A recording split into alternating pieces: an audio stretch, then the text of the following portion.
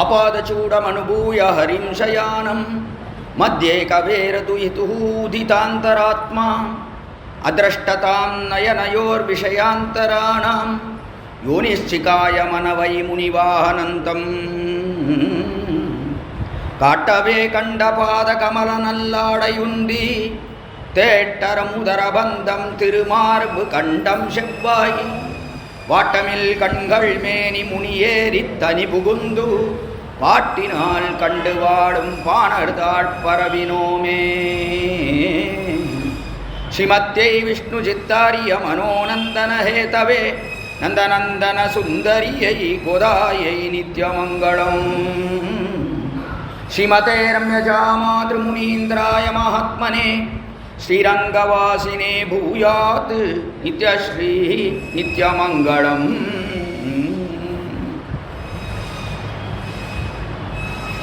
மயர்வர மதிநலம் அருளப்பெற்ற ஆழ்வார்களுக்குள்ளே 9வதாக திருவவதாரம் பண்ணினவர் சுவாமி திருப்பான் ஆழ்வார்.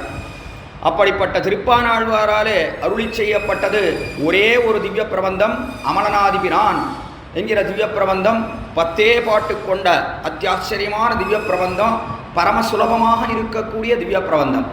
இந்த திவ்ய பிரபந்தத்தினுடைய அர்த்த விசேஷங்களைத்தான் நாம் சென்ற 2 தினங்களாக அனுபவித்து வருகிறோம். அதில் கீழே 8 பாட்டினுடைய அர்த்தத்தை இன்று காலையிலே அனுபவித்து முடித்தோம். மேலே 2 பாசுரங்கள், அந்த 2 பாசுரங்களை இப்பொழுது நாம் அனுபவித்து முடிக்க வேண்டும். ஆக முதல் பாட்டிலே எம்பெருமானுடைய வரத்தை தெரிவித்தார் திருப்பானாழ்வார். எம்பெருமான் பரமபதத்திலேருந்து புறப்பட்டு திருவேங்கட மலை, அந்த மலையிலே நின்று அதிலிருந்து கீழே இறங்கி வடக்கு வாசல் வழியாக உள்ளே புகுந்து ஸ்ரீரங்கத்திலே சயனித்தான் என்பதை முதல் பாசுரத்திலே அமலநாதிபிரான் அடியார்க்கென்னை ஆட்படுத்த விமலன் விண்ணவர்கோன் விரையார்பொழில் வேங்கடவன் என்கிறபடினாலே அதை காட்டினார். அதை தெரிவித்து அடுத்தபடியாக இந்த எம்பெருமான் செய்த காரியம் என்ன தெரியுமா என்றால், எல்லாரிடத்திலையும் கிருபை கொண்டு எல்லாரையும் தன்னுடைய திருவடியாலே தீண்டினான் என்று 2ஆம் பாசுரத்திலே உகந்த உள்ளத்தனாய் உலகமரன் தண்டமுறா என்று அதை தெரிவித்தார். ஆக எம்பெருமான் ஒரு வித்தியாசமும் பாராமல் வசிஷ்ட சண்டாள விபாகமர எல்லார் தலையிலையும் தன்னுடைய திருவடிகளை வைத்தான் என்று 2ஆம் பாசுரத்திலே காட்டினார். இடத்துல திருப்பான் ஆழ்வார். அதனால லோகத்தை எல்லாம் அடந்தானே, அவன் வேற யாரும் இல்லை, இங்கே படுத்துட்டு இருக்கிறவன் தான். இந்த எம்பெருமான் தான் ஸ்ரீரங்கத்தில் படுத்துட்டு இருக்கிறவன் தான். அன்னைக்கு லோகத்தை எல்லாம் திரிவிக்கிரமனாக அடந்தவன் காட்டினார். அதற்கு மேலே 3ஆம் பாசுரம், அந்த 3ஆம் பாசுரத்தாலேயும் 4ஆம் பாசுரத்தாலேயும் ராமனாக பிறந்தவன் இவன்தான் என்று காட்டினார். மந்திபாய் வடவேங்கடமாமலை வானவர்கள் சந்தி செய்ய நின்னான் அரங்கத்தரவினையான் அந்திபோல் நிறத்தாரையும் அதன் மேல் அயனை படைத்தோரில் உந்தி மேலதன்னோ என்கிறார். 3ஆம் பாசுரத்தாலே அவ்விடத்துல இந்த எம்பெருமான் இருக்கானே, அவன்தான் ஆச்சரியமாக திருமலையிலே நிற்கக்கூடியவன். என்னுடைய மனசு குரங்கை போல இருக்கக்கூடிய மனசு, தத்தி திரியக்கூடிய மனசையும் கவர்ந்தவன் இவன்தான் என்பதை ஆச்சரியமாக காட்டினார். ஆக இவன் வேறன்று, திருவேங்கடமுடையான் வேறன்று. திருவேங்கடமுடையான் தான் இங்கேயும் எழுந்தருளி இருக்கக்கூடியவன் என்று தெரிவித்தார். அங்க நின்று பார்த்தான், மாணவர்கள் சந்தி செய்ய நின்னான், எங்கே படுத்துக்கலான்னு பார்த்தான், அங்கிருந்து இங்கே வந்து சயனித்தான் என்பதை காட்டினார் 3ஆம் பாசுரத்திலே. அதற்கடுத்தபடியாக 4ஆம் பாசுரத்தாலே ராமாவதாரத்தை தெரிவித்தார். சதுரமா மதில் சூழ் இலங்கைக்கிறவன் தரவத்துதிர ஓட்டி ஓர் வெங்கனை உய்த்தவன் ஓதவண்ணன் என்கிறபடினாலே அவ்விடத்துல ராமாவதாரத்தை தெரிவித்தார். தெரிவித்து அந்த ராமன் தான் இங்கே வந்து படுத்துட்டு இருக்காங்க. அடுத்தடுத்தபடியாக வாரமாயா படவினபத்தருத்துன்னு 5ஆம் பாசுரம். அந்த 5ஆம் பாசுரம் வருக ரொம்ப முக்கியமான பாசுரம். அவ்விடத்துல திருப்பான் ஆழ்வார் நினைக்கிறார், நமக்கு எம்பெருமான் கிருபை பண்ணினானே, நமக்கு இப்படி சேவை சாதிக்கிறானே, இதை எதனாலே பண்ணினான் என்று பின்னோக்கி பார்த்தால், நாம் ஏதாவது பண்ணினோமா, ஏதாவது புண்ணியம் பண்ணினோமா என்று பார்த்தால் ஒன்றுமே இல்லை. பெரிய பாரமாக அழுத்தக்கூடிய அந்த பழைய வினைகள் கருமாக்கள் இருக்க பாபம், அதுதான் நான் நிறைய இருக்கேன் இடத்துல. எம்பெருமானுடைய கருணை ஏற்படுவதற்கு வழியே இல்லாதபடியாக அவ்வளோ பாவம் பண்ணி வச்சிருக்கேன். அப்படி இருந்தும் எம்பெருமான் அதையெல்லாம் பொருட்படுத்தாமல் என் விஷயத்தில் கிருபை பண்ணினானேன்னு பாரமாயா படவினபத்தடுத்து என்னைத்தன் வாரமாக்கி வைத்தான், வைத்த தண்ணி என்னுள் புகுந்தான் என்று அவன் விஷயத்தில் ஈடுபடும்படியாக செய்து எனக்குள்ளேயே வந்து புகுந்தான். மற்ற விஷயங்கள் எதுவும் என் நெஞ்சுக்குள்ளே வந்துடக்கூடாது என்கிறபடினாலே என் நெஞ்சுக்குள்ளேயே வந்து புகுந்தான் என்று தெரிவித்தார். தெரிவித்த உடனே தான் ஒரு கேள்வி வந்தது, அப்படி கூட பண்ணுவானா? எம்பெருமான் அப்படி கூட பண்ணுவானா? அப்படிலாம் போக்குவானா பாவத்தை? என்ன ஏன் ருத்ரனுக்கு போக்கினானே என்று துண்டவன் பிறையன் துயர் தீர்த்தவன் அஞ்சிறைய வண்டுவாழ் பொழில் சூழ் அரங்கநகர் மேவப்பன் என்று ருத்ரன் அவன் தகப்பனார் பிரம்மாவனுடைய கையை ஒட்டி கொண்டு அந்த கபாலம் கையிலே, அதாவது பிரம்மானுடைய கையை வெட்டின தலையை, பிரம்மானுடைய தலையை துண்டித்த காலத்தில் கபாலமானது அவன் கையிலே ஒட்டி கொள்ள அதை போக்கினவன் யார்? எம்பெருமான் தானே போக்கினான். அதே போலத்தான் என்னுடைய பாவங்களையும் போக்கக்கூடியவன் சொன்னார். சொன்ன உடனே அடுத்த கேள்வி வந்தது, ருத்ரன் அவனுடைய பேரன் சுவாமி, அதனாலே பண்ணினா, உமக்கு எதனாலே பண்ணுறான்? உமக்கு அவனுக்கு என்ன பெரிய சம்பந்தம்? எதனாலே பண்ணினான்? பேரனுக்கு பண்ணுவான் தாத்தா, உமக்கு எதனாலே பண்ணினான்ற கேள்வி இடத்தான் அடுத்தபடியாக தெரிவித்தான். இல்லை, எனக்கும் பண்ணியிருக்கான் என்பதைத்தான் அவிடத்திலே காட்டினார். கையினார் சுழிசங்கனல் ஆடியர், அதுக்காகவே கையில் சங்க சக்கரத்தை வச்சுருக்கான். பாவத்தை போக்க வேண்டும் என்கிறபடினாலே சங்க சக்கரத்தை ஏந்தினவனாக இருக்கிறான் என்று அந்த பாசுரத்தினுடைய அர்த்தத்தை தான் இன்று காலையிலே நாம் அனுபவித்தோம். கையினார் சுழிசங்கனல் ஆடியர் நீள்வர போல் மெய்யினார் துறபவிரையார் கமண்ணின் முடி எம்மையனார் என்று எனக்கு சுவாமியாக இருக்கிறபடினாலே, நான் உனது சொத்தானபடினாலே, சொத்தை அடைவதற்காக சுவாமியானவன் எல்லா பாவத்தையும் போக்கி இந்த காரியத்தை செய்தான் என்று ஆச்சரியமாக தெரிவித்தார் விடத்தில். அது தெரிவித்து அடுத்தபடியாக இருக்கக்கூடிய பாசுரம் இருக்க, அந்த பாசுரத்தில் தான் ஆச்சரியமாக காட்டினார். இடத்துல ஒவ்வொரு அவயவத்தையா அனுபவித்து வருகிறார் ஒவ்வொரு பாசுரத்திலையும். அதை கடைசியில் விண்ணப்பிக்கிறேன், எந்தெந்த அவயவத்தை எப்படி அனுபவிக்கிறார்னு இன்றைய தினம் முடிக்கும் காலத்தில் அதை பற்றி சொல்கிறேன். இப்போ வரிசையாக இவ்விடத்தில் எம்பெருமான் எப்படியெல்லாம் பாவத்தை போக்கினான், ஆக ருத்ரனுக்கு போக்கினான், அதற்கு மேலே எனக்கும் காரியம் செய்திருக்கிறான் என்பதை, அதுக்காகவே கையில் சங்கு சக்கரத்தை ஏந்தினவனாக இருக்கிறான் என்பதையும் காட்டினார் திருப்பானாழ்வார். அப்படி காட்டி அதற்கு மேலே இதை எப்படி செய்தான் தெரியுமா? விடத்துல அடியோடு போக்கிவிட்டான்னா, அது எப்படி போக்கினான்னா, இரண்யன் இருந்தானே அவனை முடித்தானே, பரியனாகி வந்தா அவனன் உடல் கீண்டா அமரக்கரியவாதிப்பிரான் அரங்க தமலன் முகத்து கரியவாகி புடபரந்து மிளிர்ந்து செவ்வரை ஓடி என்று இரண்யன் அவன் எவ்வளோ பலிஷ்டனா இருந்தான். அப்படிப்பட்ட இரண்யனை நிருசிம்மனாக அவதரித்து அவனுடைய மார்பகத்திலே நன்றாக ஊன்றி நகங்களை ஊன்றி அவனை கிழித்து எறிந்தானே, அதே போலத்தான் என்னுடைய சகல பாவங்களும் போகும்படியாக செய்தான் என்று இதை ஆச்சரியமாக தெரிவித்தார். இது பரியந்தம் அனுபவித்த விஷயங்கள். ஆக அதற்கு மேலே இப்பொழுது 9ஆம் பாசுரம். இந்த 9ஆம் பாசுரத்தில் விடத்தில் எல்லா அவையும் ஒன்றாக சேர்ந்து பார்த்தது எம்பெருமானுடைய திருமேனி, பெரிய பெருமானுடைய திருமேனி எல்லாம் சேர்ந்து இவரை ஈடுபடும்படியாக செய்ய வேண்டும் தீர்மானித்தது. ஒன்றா சேரணும்னா என்று தீர்மானித்தது. அதனாலே ஒரு பெரிய சண்டைன்னு சொன்னான். ஏதோ முதல்ல 2 பேர் வருவா, ஒருத்தனா வருவான், ஏதோ சண்டை நடக்கிறதேன்னு. அதற்கு மேலே ஒருத்தனை அபிபவிக்க வேண்டும் என்று சொன்னால் ஒன்றும் இருக்காது, பெரிய விஷயம் ஒன்றும் இருக்காது. சாதாரணமாக 2 பேர் ஒரு வண்டி இன்னொரு வண்டி மேலே மோதிடும். 2 பேர் சாதாரணமாக பேசி தீர்த்துக்க வேண்டிய விஷயம். ஆனால் என்ன ஏற்படுறது அப்படின்னா, ஒருத்தன் அப்படி பேச ஆரம்பிக்க 2 பேர் சேர்றா, அப்புறம் 4 பேர் சேர்றா, பெரிய சண்டை ஆடுறது. கடைசியில் ஒருத்தந்து தான் தப்பு, அவனை இம்சை பண்ணி அவ்விடத்துல அவனை வண்டியை எடுக்க விடாதல் எல்லாம் பண்ணிடுறாளோ அவ்விடத்துல. அதை போல பார்த்தது இந்த அவயவங்கள் எல்லாம் பார்த்தது விடத்துல. இது ஒரு பெரிய பூசல்னு காட்டினார்கள் வியாக்கியாதாக்கள் அற்புதமாக. இவ்விடத்துல எல்லா அவயவமும் பார்த்தது. இந்த திருப்பானாழ்வார் மேலே விழுந்து மொத்தமாக அமைக்கணும்னா இவரை என்று தீர்மானித்தது எல்லா அவயவனும். அதனாலே இவ்விடத்திலே 9ஆம் பாசுரத்தில் அவனுடைய லாவண்யத்தை தெரிவிக்கிறார். இவ்விடத்திலே சௌந்தரியம்னு ஒன்று, லாவண்யம்னு ஒன்று. சௌந்தரியம் என்று சொன்னால் தனித்தனியாக ஒவ்வொரு அவயவம் இருக்கு, அதாவது கை காலு கண்ணு வாய் மூக்கு என்று சொல்லக்கூடிய அந்த அவயவங்களுக்குண்டான அழகு. லாவண்யம் என்று சொன்னால் அதை சமுதாய சோபை என்று தெரிவிப்பார்கள். அப்படின்னா கூட்டமாக இருக்கக்கூடிய அழகு. சில பேருக்கு என்ன அப்படின்னா, சில பேருக்கு கண்ணு நன்னா இருக்கும், மூக்கு நன்னா இருக்கும், வாய் நன்னா இருக்கும், இதை போல தனித்தனியாக அங்கத்தை பார்த்தா நன்னா இருக்கும். ஆனால் பூர்ணமாக பார்த்தா நன்னா இருக்க மாட்டான் சில பேருக்கு. ஆனால் சில பேர் பூர்ணமாக பார்த்தா நினைப்பா, ஆனால் அங்கங்களை தனித்தனியாக பிரித்து பார்த்தால் கண்ணு நன்னா இருக்காது, மூக்கு நன்னா இருக்காது, இதை போல எல்லாம் இருக்கும் சில பேருக்கு. ஆனால் எம்பெருமான் விஷயத்தில் எப்படி இருக்குன்னா, அவனுக்கு சௌந்தரியமும் இருக்கிறது, லாவண்யமும் இருக்கிறது. சௌந்தரியம் என்று சொன்னால் தனித்தனியாக ஒவ்வொரு அவயவம். அதைத்தான் ஒவ்வொரு பாட்டிலையும் திருக்கமல பாதம் என்றும் அரைச்சி வந்த ஆடை என்றும் இப்படி ஒவ்வொன்றா சொல்லிட்டு வந்தார்.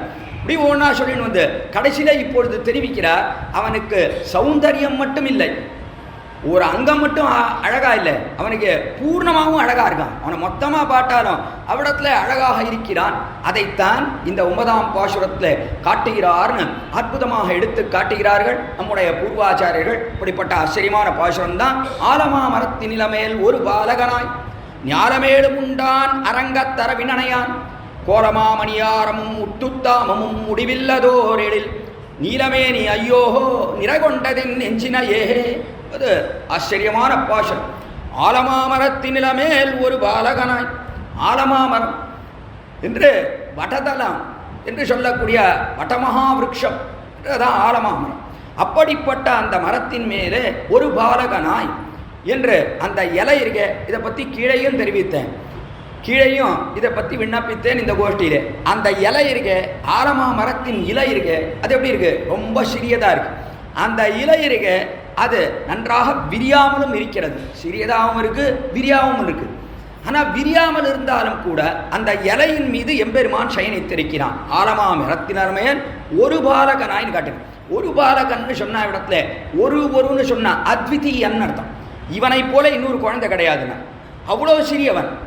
இப்போ கண்ணபிரானை எடுத்துட்டு பார்த்தா அவனும் சிறிய குழந்தை தானே என்று பார்த்தால் கண்ணனை காட்டிலும் இன்னும் சிறியவன், வடிவிலே ரொம்ப சிறியவனாக இருக்கக்கூடியவன். யோசிச்சு பார்ப்பது, இந்த ஆலமா மரம் இருக்கே, அதனுடைய இலை இருக்கே, அது சிறிய இலை.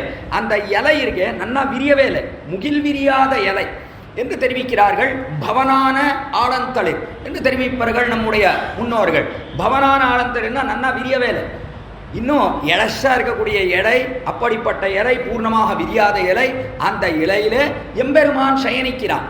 அப்படி சயனித்த காலத்துல ஆலமா மரத்தின் நிலமேல் ஒரு பாலகனாய் அதற்குள்ள படுத்துட்டு இருக்கானே இந்த எம்பெருமான். எப்படி படுத்துட்டு இருக்கான்னா ரொம்ப ஆச்சரியமா தெரிவிக்கிறார். இடத்துல யசோதை பிராட்டி அவள் தொட்டிலே விட்டாள் கண்ணபிரானை.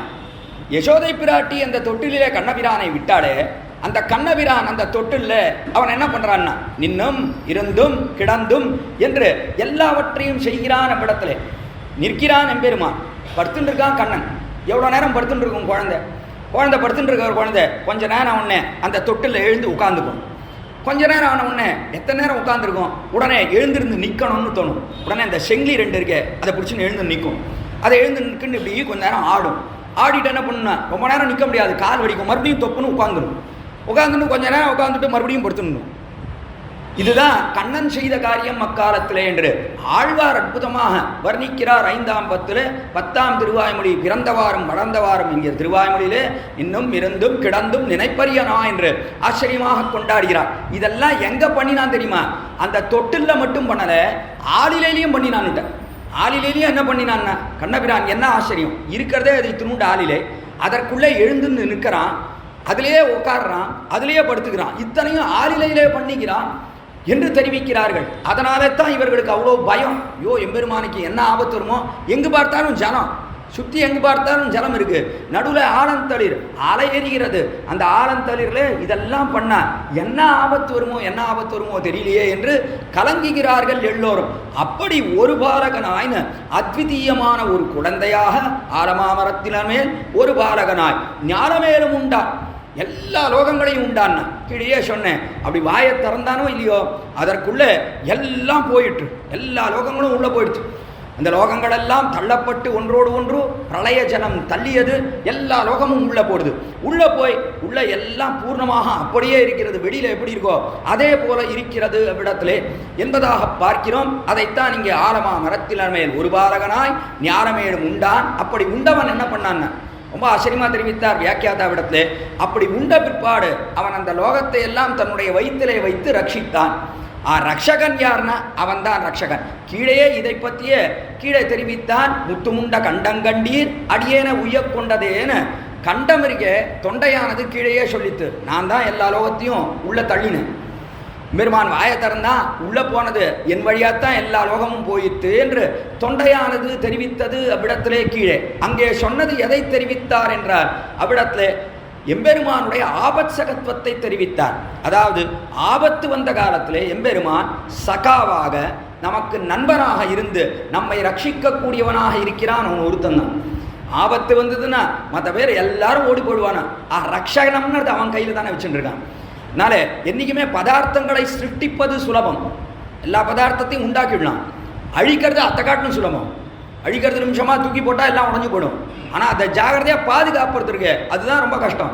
அதனால எம்பெருமான் என்ன பண்ணா, நை பாலன சாமர்த்தியம் ரிதே சர்வேஸ்வரம் அறிம்னு, யாருக்கும் அந்த பாலன சாமர்த்தியம் இருக்கே, ரட்சிக்கக்கூடிய தன்மை அது மற்ற யாருக்கும் கிடையாது. அதனாலே பிரம்மாவினிடத்துல சிருஷ்டியை ஒப்படைத்தான், நீ சிருஷ்டி பண்ணு என்று தெரிவித்தான். அது பண்ணிவிடலாம். அழிப்பதை ருத்ரனிடத்தில் வைத்தான், அழிப்பது அழிச்சுடலாம் நிமிஷத்தில். ஆனால் ரட்சிப்பதுன்னு இருக்க பதார்த்தத்தை ஜாகிரதையாக பாதுகாப்பது அதுதான் மிகவும் சிரமம். அதனாலே அதை தன்னிடத்திலேயே வைத்துக் கொண்டான், வேற யாருக்கும் கொடுக்கக்கூடாதுனா இது என்று தானே வைத்துக் கொண்டான். ஆக இப்படி எல்லா பதார்த்தங்களையும் தன் வயிற்றிலே வைத்து ரட்சிக்கக்கூடியவன் அவன்தான் என்று ஆபத்சகத்துவத்தை தெரிவித்தார். அவ்விடத்துல ஆழ்வார் எங்கே கீழே நாம் அனுபவித்த பாசுரம் கண்டம் எல்லாத்தையும் விழுங்கித்து அந்த இடத்துல தெரிவித்தார், ஆபத்சகத்துவத்தை தெரிவிக்கிறார். இவ்விடத்திலே காட்டுகிறார், ஆலமாமரத்தின மேல் ஒரு பாலகனாய் ஞானமேடும் உண்டான் என்று அன்னைக்கு எல்லாத்தையும் லோகத்தை எல்லாம் உண்டானே, உண்டுட்டோ அந்த ஆலந்தளிரில் சயனித்திருந்தானே, அப்படி சயனித்திருந்தவன் அங்கிருந்து வழுக்கினான். அதுதான் அவனுக்கு சறுக்கு மரம். இது அந்த ஆளில் வழுக்கினவன் எங்கே வந்து விழுந்தான்னா ஸ்ரீரங்கத்தில் வந்து விழுந்தான்.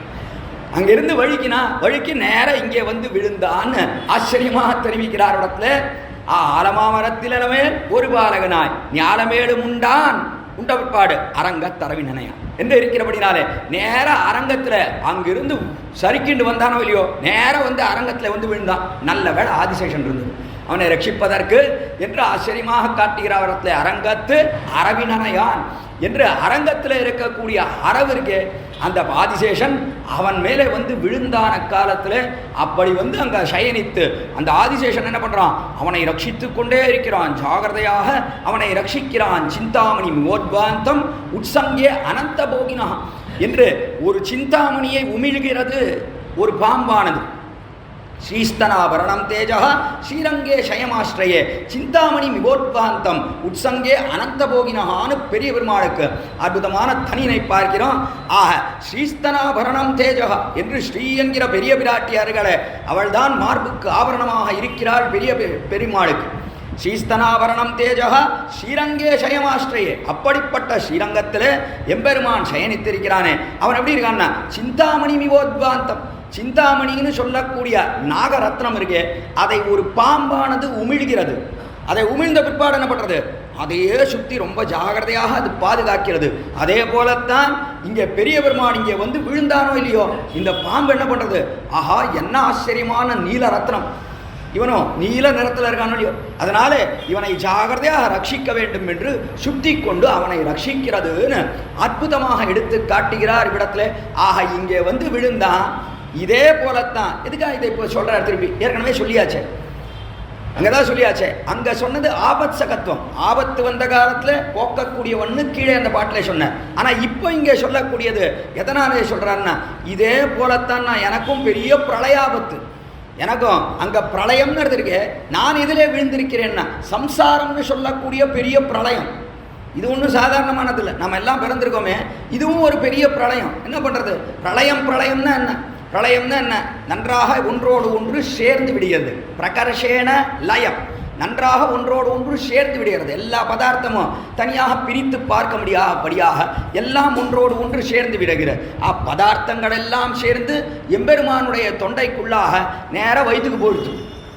அதான் லயம்னு தெரிவிக்கிறோம், இடத்துல பிரளயம்னு தெரிவிக்கிறோம். அதே போல அந்த பிரளய ஜலம் இருக்கு, அது என்ன பண்ணித்து எல்லா பதார்த்தத்தையும் மூழ்கடிக்கிறது. அதே போல சம்சாரம்னு சொல்லக்கூடிய பெரிய சாகரம், சம்சார சாகரம் கோரம் அனந்த கிளேசபாஜனம் என்று இந்த சம்சார சாகரம்னு எடுத்திருக்கு, இது பெரிய கோரமாக இருக்குது. அனந்த கிளேசபாஜனம், எல்லையற்ற துக்கங்களுக்கு கிளேசங்களுக்கு அது ஒரு இருப்பிடமாக இருக்குது. தான் பெரிய பாஜனம்னா ஒரு பெரிய பாத்திரம், எவ்வளவு துக்கம்னா வந்துட்டே இருக்கு, துக்கம் ஒன்று மாற்றி ஒன்று வரிசையாக வந்துட்டே இருக்கு. ஆக இப்படி துக்கங்களுக்கே ஒரு இருப்பிடமாக இருக்கக்கூடிய ஒரு பெரிய சமுத்திரம் இது. இது என்னென்ன, இதிலிருந்து நாம் மீளுவது என்பது ரொம்ப சிரமம் இல்லையோ. பிரளய ஜலத்திலே நாம் அகப்பட்டோம்னு சொன்னால் அதுலேருந்து மீள முடியாது. அதே போல் இந்த சம்சாரத்திலிருந்து தாண்டுவது, இந்த சம்சாரத்திலிருந்து தாண்டி எம்பெருமானை சென்று அடைந்து மறுபடியும் இந்த சம்சாரத்திலே பிறவாமல் இருப்பதுன்னு எடுத்திருக்க ரொம்ப சிரமமான காரியம் அது. ஏன் அப்படின்னா அவ்வளோ இத்தர விஷயம்னா, அவ்வளோ விஷயங்கள்ல மனசு எதுலையோ போயிட்டே இருக்கு. எம்பெருமானிடத்தில் லயிக்க மாட்டேங்கிறது, அவன் வேண்டும் என்று தோண மாட்டேங்கிறது, இதிலிருந்து விடுதலையை அடைய வேண்டும்னு தோண மாட்டேங்கிறது, அவனை சென்று சேர வேண்டும், மறுபடியும் பிறக்க வேண்டாம் என்பது தோணவே மாட்டேங்கிறது. எவ்வளவு வயசானாலும் ஆசை போகிறதே இல்லையோ. என்ன ஆனாலும் இதர விஷயங்கள்லையும் மற்ற பேர் பந்துக்களிடத்துலே ஆசை, அதே போல் இதர விஷயத்திலே ஆசை, இது போகிறதே கிடையாதுண்ணா. எத்தனை வயசானாலும் சரி. வேடிக்கையாக ஒன்று சொல்வது உண்டு. ஒரு வயசான பாட்டி இருக்கா, பாட்டியோ தாத்தாவோ எது வேணால் வச்சுக்கிறது, ஒன்றும் கதை தான் இது, பெரிய விஷயம் இல்லை. பாட்டியோ தாத்தாவோ யாராவது பாட்டின்னு சொன்னால் பெண்களுக்கு கோவம் வந்துட போகிறது, பார்த்தான்னு சொன்னால் ஆண்களுக்கு கோவம் வந்துட போகிறதுன்னு பயம், அதனால் எப்படி வேணால் வச்சுக்கிறது. வயசான பாட்டி 95 வயசாச்சு, ஒன்றும் முடியல. வரான் வைத்தியன், வைத்தியன் வந்து, என்ன பாட்டிமா எப்படி இருக்கேன்? இருக்கேன், ரொம்ப சிரமமாக இருக்குது, ஒன்றுமே முடியல, 4-5 நாளாக ரொம்ப கஷ்டமாக இருக்குது, எதையாவது ஒன்றை போட்டு என்னை மேலே அனுப்பிச்சுடக்கூடாதா, ஒரு ஊசி போட்டு ஏதாவது மேலே அனுப்பக்கூடாதா, எப்படி இப்படி கஷ்டப்பட்டு இருக்கிறதீங்க அப்படின்னா பாட்டி சொன்ன உடனே அந்த வைத்தியம் தெரிவித்தா உடனே, அதெல்லாம் ஏன் கவலைப்படுறேன் பாட்டிமா, இப்போ ஒரு ஊசி போட போகிறேன் பாருங்க, எழுந்திருந்து இன்றைக்கி என்ன பிரசாதமோ அங்கே போய் நீங்கள் போய் சாப்பிட்லாம் ஆனந்தமாக, இடத்துல நின்னா ஆசிரமத்தில் நின்னா பிரசாதம் பண்ணி வச்சுருக்கா, ராத்திரி நேராக போய் அங்கே போய் சாப்பிட்லாம், சுவாமி உபன்யாசம் கேட்குறவளோ இல்லையோ பிரசாதம் சாப்பிட்லாம், ஒரு குறையும் இல்லை அப்படின்னார் வைத்தியர். சொன்ன உடனே இதை நேத்தியே பண்ணியிருக்கக்கூடாதா அப்படின்றா. பட் இது நேத்தியே போட்டிருந்தா நான் நேத்திக்கே ஆனந்தமாக இருந்திருப்பேன் இல்லையோ, 4 நாள் முன்னாடி போட்டிருந்தா 4 நாளும் நல்லா சாப்பிட்டு இருந்திருப்பேனே, போவே முடியலையே ஆசிரமத்துக்கு, இப்படி அல்லவா ஆகிவிட்டது என்று நினைக்கக்கூடியதான் நம்முடைய எண்ணங்கள். இப்படி விட்டு போகிறதுன்னா அது லேசில் ஏற்படவே மாட்டேங்கிறது, வேண்டான்னா என்று இதில் வெறுப்பு ஏற்படுவதுங்கிறது அது எவ்வளோ சிரமமாக இருக்கக்கூடிய விஷயம் இந்த லோகத்தில். அப்படியே பழகிடுத்து. என்ன அர்த்தம், இந்த ஆத்மா இந்த சரீரம் போனால் இன்னொரு சரீரம் வருதா, அந்த சரீரம் போனால் இன்னொன்று வருதா, இப்படி மாறி மாறி மாறி பழகி போய் இந்த நரகத்திலேயே பழகி இதுவே என்னென்னா இதுவே சுகமாக இருக்கிற மாதிரி தோன்றது. இந்த கஷ்டங்களே சுகமாக உண்மையிலேயே ஆராய்ந்து பார்த்தால், பரமபதத்தில் இருக்கக்கூடிய சுகத்தை ஆராய்ந்து பார்த்தால், இங்கே நாம் அனுபவிக்கக்கூடிய சுகங்கள் எல்லாம் துக்கம்னு சொல்லணும். அங்கே போனால் தான் தெரியும் அது எப்படிப்பட்ட சுகம்னு. இங்கே நாம் எதையோ சுகம்னு நினச்சிட்டு இருக்கோமே, எல்லா சுகங்களும் வெறும் துக்கம்னா. அதை இட்டு பார்க்கும் காலத்தில் இது எதுவுமே பிரயோஜனம் இல்லை. எல்லாம் அந்த சுகம் இருக்கே அது எல்லையற்ற ஆனந்தம். அந்த ஆனந்தத்தை ஆத்மா இருக்கானே இதிலிருந்து விடுதலையை அடைந்தால்தான், பரமபதத்துக்கு ஸ்ரீவைகுண்டத்துக்கு சென்று சேர்ந்தால்தான் அந்த ஆனந்தத்தை அனுபவிக்க முடியும். இல்லைன்னா அதை ஒரு நாளும் எந்த இடத்துலையும் அனுபவிக்க முடியாது. அது தனிப்பட்ட ஆனந்தம், அது ஒரு நாளும் அனுபவிக்க முடியாது. ஆக இந்த லோகத்தில் இப்படியே நாம் பழகி என்ன ஏற்படுறது அப்படின்னா, பிரளயம்ங்கிறது தனியாக நம்ம எங்கேயும் தேடிண்டே போக வேண்டாம். இங்கேயே நம்ம என்ன பண்ணிருக்கு, இந்த சம்சாரமானது இதிலேயே மூழ்கடித்து விடுகிறது. கீழே சொன்னனோ இல்லையோ, போய் நின்ன ஞானமும் பொல்லாவழுக்கும் அழுக்குடம்பும் மாறி மாறி வந்துட்டே இருக்கு. ஞானம் சரியா இல்லை, அதனால நாம் செய்யக்கூடிய காரியங்கள் சரியா இல்லை, அதனாலே மறுபடியும் பாபம் சூழ்ந்து சரீரம் வருது. இந்த சரீரம் வருது, இதில் ஞானம் சரியா இல்லை, மறுபடியும் தகாத காரியங்களை செய்கிறோம், மறுபடியும் இன்னொரு சரீரம் வருது, இப்படி வந்துட்டே இருக்குது. இதிலிருந்து இது பெரிய தான், இது ஒரு பெரிய கடல், சம்சாரம்னு சொல்லக்கூடிய பெரிய கடல். அந்த கடல்ல நாம் ஒன்றும் தெரியாமல் தத்தரித்து கொண்டிருக்கிறோம். சம்சாரிகள் தங்களையும் ஈஸ்வரனையும் மறந்து ஈஸ்வர கைங்கரியத்தையும் இழந்தோம் என்கிற இடமின்றைக்கே சம்சாரமாகிற பெருங்கடல்ல விழுந்து நோவுபடுகிறார்கள். ஆச்சரியமாக காட்டினார் பிள்ளலோகாச்சாரியர் தம்முடைய முமுட்சுப்படின்ற திவ்ய கிரந்தத்திலே தெரிவிக்கிறார். அவடத்துல சம்சாரிகள்னா யார் தெரியுமா அப்படின்னா, சம்சாரிகள் தங்களையும் ஈஸ்வரனையும் மறந்து, நீ யார்ப்பா அப்படின்னு கேட்டால் எல்லாரும் என்ன பண்ணுறா, நானா அப்படின்ட்டு தன்னுடைய பேரை சொல்கிறது, அதுக்கு அடுத்தபடியாக தான் என்னெல்லாம் படித்தேன்னு சொல்கிறது, தன்னுடைய உத்தியோகத்தை சொல்கிறது, இதெல்லாம் தான் சொல்கிறானே தவிர ஒருத்தனாவது நான் எம்பெருமானுக்கு அடிமை யாராவது சொல்கிறாடா? அது தெரியறதே இல்லை யாருக்குமே. சம்சாரிகள் தங்களை மறந்து போகிறார்கள், ஈஸ்வரனையும் மறந்து. எம்பெருமான் யார் தெரியாது. எம்பெருமான் யாருன்னு கேட்டால் தெரியாது. எம்பெருமானா நான் ஏதாவது போய் கேட்டேன்னா தருவான், சில சமயம் தரமாட்டான், இவ்வளோ தான் தெரியும். எம்பெருமானை பற்றி என்ன தெரியும்னா, ஏதாவது கேட்டால் கொடுக்கணும், கொடுக்கலன்னா அவனை திட்டுவான். அதான் அதுக்காகத்தான் இருக்கான் எம்பெருமான். கேட்டதை கொடுத்துடணும், இல்லைன்னா அவனை திட்டுறது. இதுக்காகத்தான் எம்பெருமான். இவ்வளோ தான் தெரியும். சம்சாரிகள் இப்படி தானே இருக்கா. அப்புறம் என்ன, அவனையும் மறந்து ஈஸ்வரனையும் மறந்து ஈஸ்வர கைங்கரியத்தையும் இழந்து கடைசியில் எம்பெருமானுக்கு கைங்கரியம் பண்ணணும். இந்த ஆத்மா அவனுக்கு சொத்து, அவன் சுவாமி, நாம் அடியவன் என்று சொன்னார். அடியவனானவன் எம்பெருமானுக்கு கைங்கரியம் பண்ண முடியும். அந்த கைங்கரியத்தையும் இழந்து அதை இழந்திருக்கிறோம் என்கிற அதுவும் தெரியல, இழந்தோம் என்கிற இடவும் இன்னிக்க நாம் கைங்கரியத்தை இழந்திருக்கோன்றதும் தெரியல. அப்படி இழந்தோம் என்கிற இடவும் இன்னிக்க சம்சாரமாகிற பெருங்கடலிலே விழுந்து நோவுபடணும். சம்சாரம்னு சொல்லக்கூடிய இந்த பெருங்கடலில் விழுந்து நோவுபடுறோமே நாம தான் சம்சாரி. என்று ஆச்சரியமாக தெரிவிக்கிறார். அப்படி பிரளயாபத்திலே நான் மூழ்கி கிடந்த காலத்திலே ரட்சித்தவன் எம்பெருமான். அதுக்காக சொல்றார் இந்த பாட்டில். இந்த பாட்டில் எதனாலே இந்த விற்த்தாந்தத்தை தெரிவிக்கிறார் திருப்பான் ஆழ்வார். அதாவது எம்பெருமான் லோகத்தை எல்லாம் உண்டு பிரளயாபத்திலிருந்து ரட்சிக்கிறானே, அதே போலத்தான் என்னையும் ரட்சித்தான். நான் எந்த பிரளய ஜலத்திலே மாட்டிக்கொண்டேன்னா சம்சாரம்னு சொல்லக்கூடிய பிரளய ஜலம். கீழேயே அடிக்கடி சொல்லி வந்திருக்கேன், ஆழ்வார்கள்னு சொல்லக்கூடியவர்கள் நம்மை போலே சாதாரண ஜீவாத்மாக்கள், நம்ம போல மாறி மாறி பிறந்து கொண்டிருந்தவர்கள். ஆழ்வார் அதை தெரிவிக்கிறார். மாறி மாறி பலபிறப்பும் பிறந்து அடியடைந்து உள்ளம் தேறி ஈரிலின்ப திருவள்ளம் யான் மூழ்கின. இது ஆழ்வாருடைய பாசுரம், நம்மாழ்வாருடைய பாசுரம். நாளே ஆழ்வார்கள் எல்லாம் சாதாரணமாக இருந்தவர்கள், நித்திய சம்சாரிகள், நித்தியமாக மாறி மாறி பிறந்து கொண்டே இருந்தவர்கள் இந்த லோகத்தில். அப்படிப்பட்டவர்களைத்தான் எம்பெருமான் ஒரு சமயம் நம்மையெல்லாம் திருத்த வேண்டும்ன்றதுக்காக அவர்கள் வாயிலாக திவ்ய பிரபந்தங்கள் வர வேண்டும் என்கிறபடினாலே விசேஷமாக கடாட்சத்தை பொழிந்தான் அந்த ஜீவாத்மாக்களின் மீது. அதனாலே அவர்கள் ஆழ்வார்களாக ஆனார்கள், எம்பெருமானிடத்தில் விசேஷ பக்தியை கொண்டார்கள். அதனாலே திருப்பான் ஆழ்வார் நினைக்கிறார், நான் எவ்வளோ பெரிய ஆபத்திலே கிடந்தேன், இத்தனை காலம் இந்த பிறவிலே தானே இந்த ஞானத்தை கொடுத்துருக்கான் எம்பெருமான். இதுக்கு கீழ்கடிந்த பிறவியிலெல்லாம் ஒன்றுமே கிடையாது, ஒன்றுமே இல்லாத காலத்தில் இந்த பிறவியில தான் நமக்கு ஞானத்தை கொடுத்துருக்கான். அதனாலே கீழே இருந்ததெல்லாம் பெரிய பிரளயாபத்திலே நான் சிக்கி கொண்டிருந்தேன் என்று அதை நினைத்துத்தான் இப்பொழுது ஆலமா மரத்தின் நிலைமேல் ஒரு பாலகனாய் ஞானமேலும் உண்டான்னு இப்பொழுது பாசுரம் பாடுகிறார்னு வியாக்கியாதாக்கள் அற்புதமாக வியாக்கியானம் செய்து காட்டுகிறார். ஞானமேலும் உண்டான் அரங்கத் தரவினையான் கோலமா மணியாரமும் முத்துத்தாமமும் முடிவில்லதோர் எழி. கோலமா மணியாரம் ரொம்ப அழகோடைய கூடின மணிஹாரம், நல்ல ரத்தமயமான ஹாரம், அதெல்லாம் தரித்து கொண்டிருக்கிறான் எம்பெருமான். கழுத்திலிருந்து ஆரங்கள் நிறைய ரத்னாரம், என்ன அதற்கு மேலே முத்து வடங்கள் நிறைய, ஏகாவடி, அதற்கு மேலே இருக்கக்கூடிய திரிசரம், பஞ்சசரம், சப்தசரம் என்றெல்லாம் தெரிவிப்பார்கள். அதாவது என்ன, முத்திலே மாலைகள், ஒரே ஒரு சீராக இருக்கக்கூடிய முட்டை அமைத்த ஒரு மாலை. அதற்கு மேலே திரிசரம்னா 3 வடம் கொண்டது, பஞ்சசரம்னா 5 வடம் கொண்டது, சப்தசரம் 7 வடம் கொண்டது. இப்படிப்பட்ட முத்து மணி மாலைகளை எல்லாம் அணிந்தவனாக இருக்கிறான்.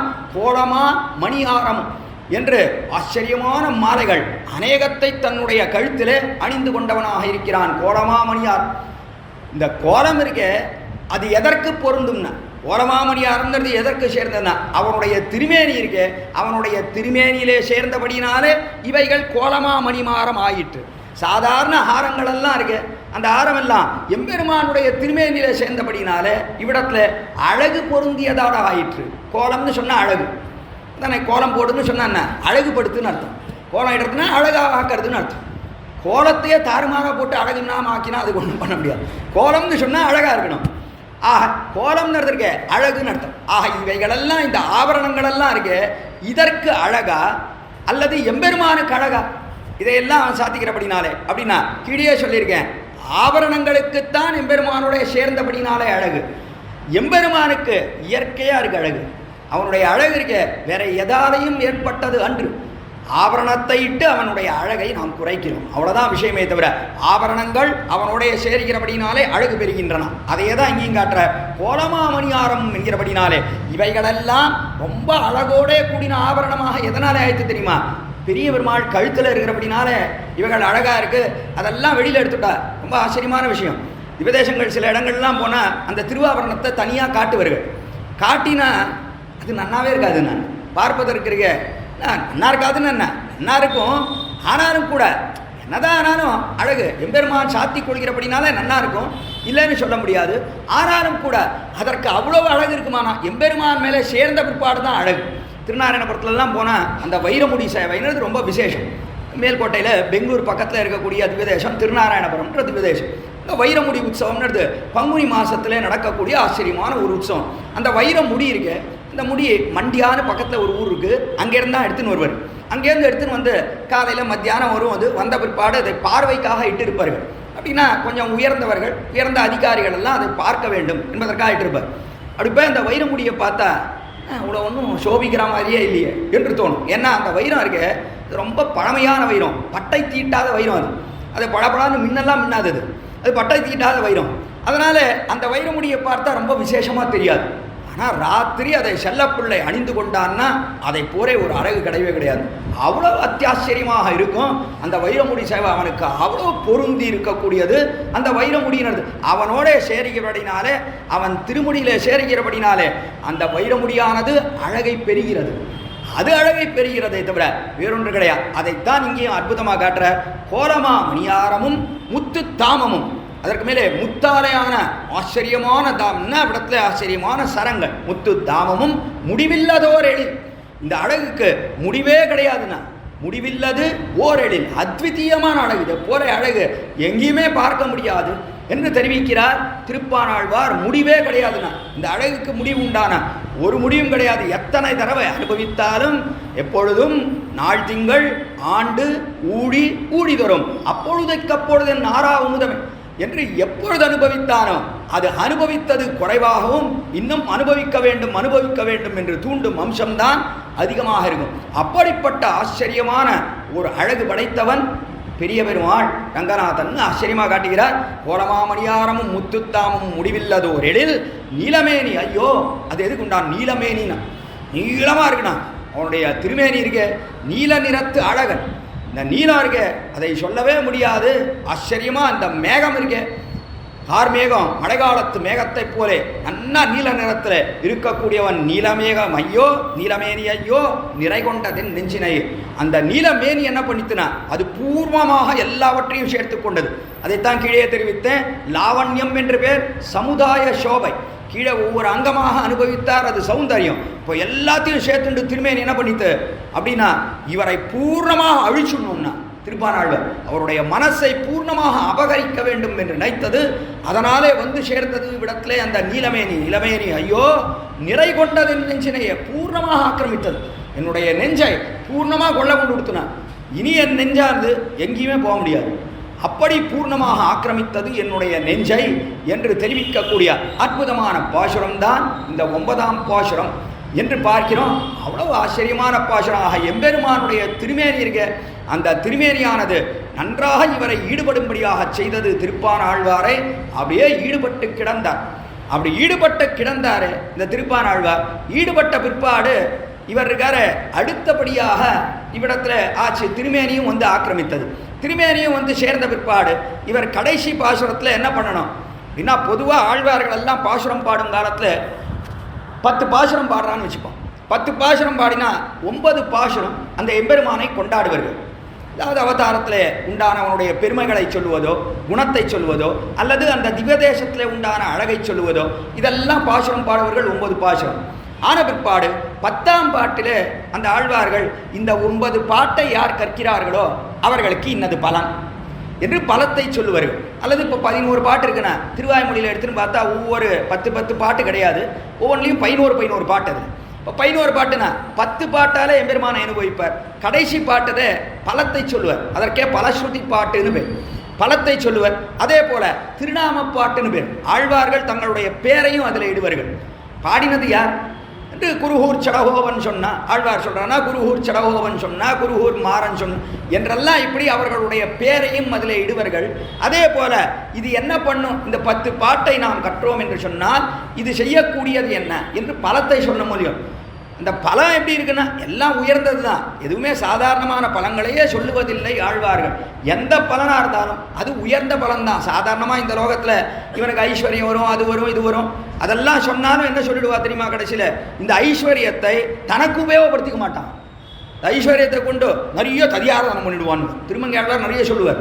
ஐஸ்வர்யம் வரும், அது வரும்னு. அவருக்கு ஐஸ்வர்யத்தை கொண்டு என்ன பண்ணனா அவர் நித்தியம் ததியாராதனம் பண்ணவர் திருமங்கையாழ்வார். அவர் நித்தியம் 1000 பேருக்கு சாப்பாடு போடுறார் திருமங்கையாழ்வார். 1000 ஸ்ரீ வைஷ்ணவர்களுக்கு நித்தியம் ததியாராதனம் பண்ணிட்டு இருந்தார் ஸ்ரீ திருமங்கையாழ்வார். அதனால் அவருக்கு என்னென்னா நிறைய ஐஸ்வர்யம் வேணும். ததியாராதனம் பண்ணுறோன்னா ஐஸ்வர்யம் வேணும் இல்லையோ, அதுக்காக அவர் என்னென்னா ஐஸ்வர்யம் புருஷார்த்தம். திருமங்கையாழ்வார் அவதரித்த பிற்பாடு ஐஸ்வர்யம் புருஷார்த்தம் ஆயிடுச்சு. திருமங்கையாழ்வார் அவதரித்த பிற்பாடு ஐஸ்வர்யம் இருக்க அதுவும் பலன் தான். ஆனால் எதுக்குன்னா அவர் கடைசியில் சொல்கிறதுன்னா இந்த ஐஸ்வர்யத்தை கொண்டு பகவானுக்கு கைங்கரியம் பண்ணுவார்கள். அவர் அப்படி தான் பண்ணார். அவர் என்ன பண்ணார், நிறைய மதுரெல்லாம் கட்டினார், எம்பெருமானுக்கு கைங்கரியம் பண்ணினார். அவர் நிறையா திருடவும் திருடினார், அதுக்காக திருடி கூட கைங்கரியம் பண்ணினார். அந்த பெருமை திருமங்கையாழ்வாருக்கு உண்டு. அதனாலே ஐஸ்வர்யத்தை எல்லாம் அவர் எம்பெருமானுக்காக ஆக்கக்கூடியவர். அடியார்களுக்காக ஆக்கக்கூடியவர். அதைத்தான் பலனா சொல்றார். ஐஸ்வர்யம் வரும்னு திருமங்கையாழ்வார் சொன்னார்னா இப்போ என்ன அர்த்தம் தெரியுமா? ஐஸ்வர்யத்தை கொண்டோ நீ உன்னுடைய சொந்த ஆனந்தத்துக்காக எதுவும் பண்ணிக்க முடியாது. அந்த ஐஸ்வர்யம் உனக்கு வந்ததுன்னா இந்த 10 பாட்டை கட்ட ஐஸ்வர்யம் வரும். அந்த ஐஸ்வர்யம் கடைசியில் என்ன ஆகும்? எல்லாம் பாகவதர்களுக்கு போய் சேர்ந்துடும் அல்லது எம்பெருமானுக்கு போய் சேர்ந்துடும். அதுக்காகத்தான் ஐஸ்வர்யமே தவிர நீ ஆனந்தமாக இருக்கணுங்கிறதுக்காக அதை வாங்கணும் இதை வாங்கணும் அதுக்காக ஐஸ்வர்யம் என்று இப்படித்தான் தெரிவிப்பார்கள். அதே போலத்தான் வாயுனன் மக்களை பெற்று மகிழ்வரே என்றெல்லாம் ஆழ்வார்கள் பலமிடுகிறார்கள். அப்படின்னா நன்னா குழந்தை பிறக்கும் என்று தெரிவிக்க. குழந்தை பிறப்பது எதற்காக தெரியுமா? எம்பெருமானுக்கு கைங்கரியம் பண்ணுறதுக்காக, அவனுடைய அடியார்களுக்கு கைங்கரியம் பண்ணுவதற்காக குழந்தைகள் பிறக்கும் என்றெல்லாம் ஆழ்வார்கள் பலனாக தெரிவிக்கிறார்கள். அப்படி ஏதாவது ஒரு பலத்தை சொல்ல முடியும். இந்த ஆழ்வாரும் இப்போ கடைசி பாசுரம் பாடுறார் 10ஆம் பாட்டு. இப்போ பலம் சொல்லணும், தன்னுடைய பேரை சொல்லணும், ஆனால் சொல்லவே இல்லை. இவர் சொல்லாதபடினால என்ன ஏற்பட்டு தெரியுமா? அநேகம் பிற்பட்ட காலத்தவர்கள் இந்த பாசுரங்களை திருப்பானாழ்வார் என்றவர் பாடவே இல்லைன்னுட்டார். அநேகம் பேர் அதெல்லாம் பெரிய ரிசர்ச், அதுக்கு வேறு அவளுக்கு பெரிய பட்டம் வேறு கொடுக்குறார், டாக்டரேட் பட்டம் அது இதெல்லாம். இது பெரிய ரிசர்ச் என்றெல்லாம் பண்ணி என்ன ரிசர்ச்? அவர் பாடவே இல்லை, அவர் பாடவில்லை என்று தெரிவிக்கிறதும். ஆனால் ஏன்னா அவர் பேரை சொல்லலை இல்லையோ, அவர் பேரை இவர் மட்டுமா சொல்ல, முதலாழ்வார்களும் தான் சொல்ல. முதல் 3 ஆழ்வார்கள் அவர்களும் தங்கள் திவ்ய பிரபந்தத்திலே முதல் திருவந்தாதி, 2ஆம் திருவந்தாதி, 3ஆம் திருவந்தாதி என்னெல்லாம் பாடியிருக்கார். அதுலேயும் அவர்கள் பேரெல்லாம் சொல்லவே இல்லை இந்த ஆழ்வார்கள். சில ஆழ்வார்கள் சொல்லியிருக்கா, சில ஆழ்வார் சொல்லலை, அவ்வளோதான் விஷயம். ஆனால் இந்த ஆழ்வார் சொல்லாததற்கு ஒரு மிகச்சிறந்த காரணம் இருக்கிறது இவ்விடத்தில். அதைத்தான் இனி நாம் அனுபவிக்கப் போகிறோம் இந்த கடைசி பாசுரத்திலே. கொண்டல் வண்ணனை கோவலனாய் வெண்ணை உண்டவாயன் என்னுள்ளம் கவர்ந்தானை அண்டர்கோன் அணியரங்கன் என் அமுதினை கண்ட கண்கள் மத்தொன்னினை காணாவே. ஆச்சரியமான பாசுரம். கொண்டல் வண்ணனை கோவலனாய் வெண்ணை உண்டவாயன். இத்தனை காலம் எல்லா அவதாரத்தையும் சொல்லிட்டார். இன்னே உன்னை சொல்லலை, கிருஷ்ணாவதாரத்தை பற்றி பேச்சே இல்லைண்ணா. கிருஷ்ணாவதாரத்தை பற்றி பேசலை, நான் ஏன் கிருஷ்ணாவதாரத்தை பற்றி பேச வேண்டாம்? அது இல்லைன்னா என்ன பிரயோஜனம்னா? அதனால் ஆழ்வார்கள் எல்லாரும் எவ்வளோதான் மற்ற அவதாரங்களில் ஈடுபட்டாலும் கூட கிருஷ்ணாவதாரம் நிறைய ஈடுபட்டவர் ராமாவதாரத்தில் குலசேகர ஆழ்வார். அப்படி ஈடுபட்டிருந்தாலும் கூட அவரும் கூட ஒரு பதிகத்தில் கிருஷ்ணனை பற்றி விசேஷமாக கொண்டாடி பாடுகிறார் இடத்துல என்று பார்க்கிறோம். ஏர்மணர் பூங்குடர் ஆயர் மாதர்னு தொடங்கக்கூடிய ஆச்சரியமான ஒரு 10 பாசுரம் பெருமாள் திருமொழியில். அதில் கிருஷ்ணாவதாரத்தில் ஈடுபட்டு பாடுறார். அதனால் என்னதான் குலசேகர பெருமாள், அவருக்கே குலசேகர பெருமாள்னு பேர். பெருமாள்னா ராமனுக்கு பெருமாள்னு பேர். அதனால் அவர் ராமனிடத்தில் மிகவும் ஈடுபட்டபடினாலே அவருக்கே குலசேகர பெருமாள்னு பேர். அப்படிப்பட்ட குலசேகர ஆழ்வாரும் கூட கிருஷ்ணாவதாரத்தை பற்றி பாடுறார் அவ்விடத்துல. அதனால கிருஷ்ணாவதாரத்தில் எல்லா ஆழ்வார்களும் ஏதாவது ஒரு பாட்டிலையாவது ஈடுபடாமல் போகவே மாட்டார். ஆனால் இவர் பாடின பாட்டு பட்டே பாட்டு. அந்த 10 பாட்டிலே இவர் எத்தனையோ பாடிட்டார். எல்லாம் கீழே எல்லாம் ராமாவதாரத்தை பாடினார், உலகடந்த விற்த்தாந்தத்தை பாடினார்.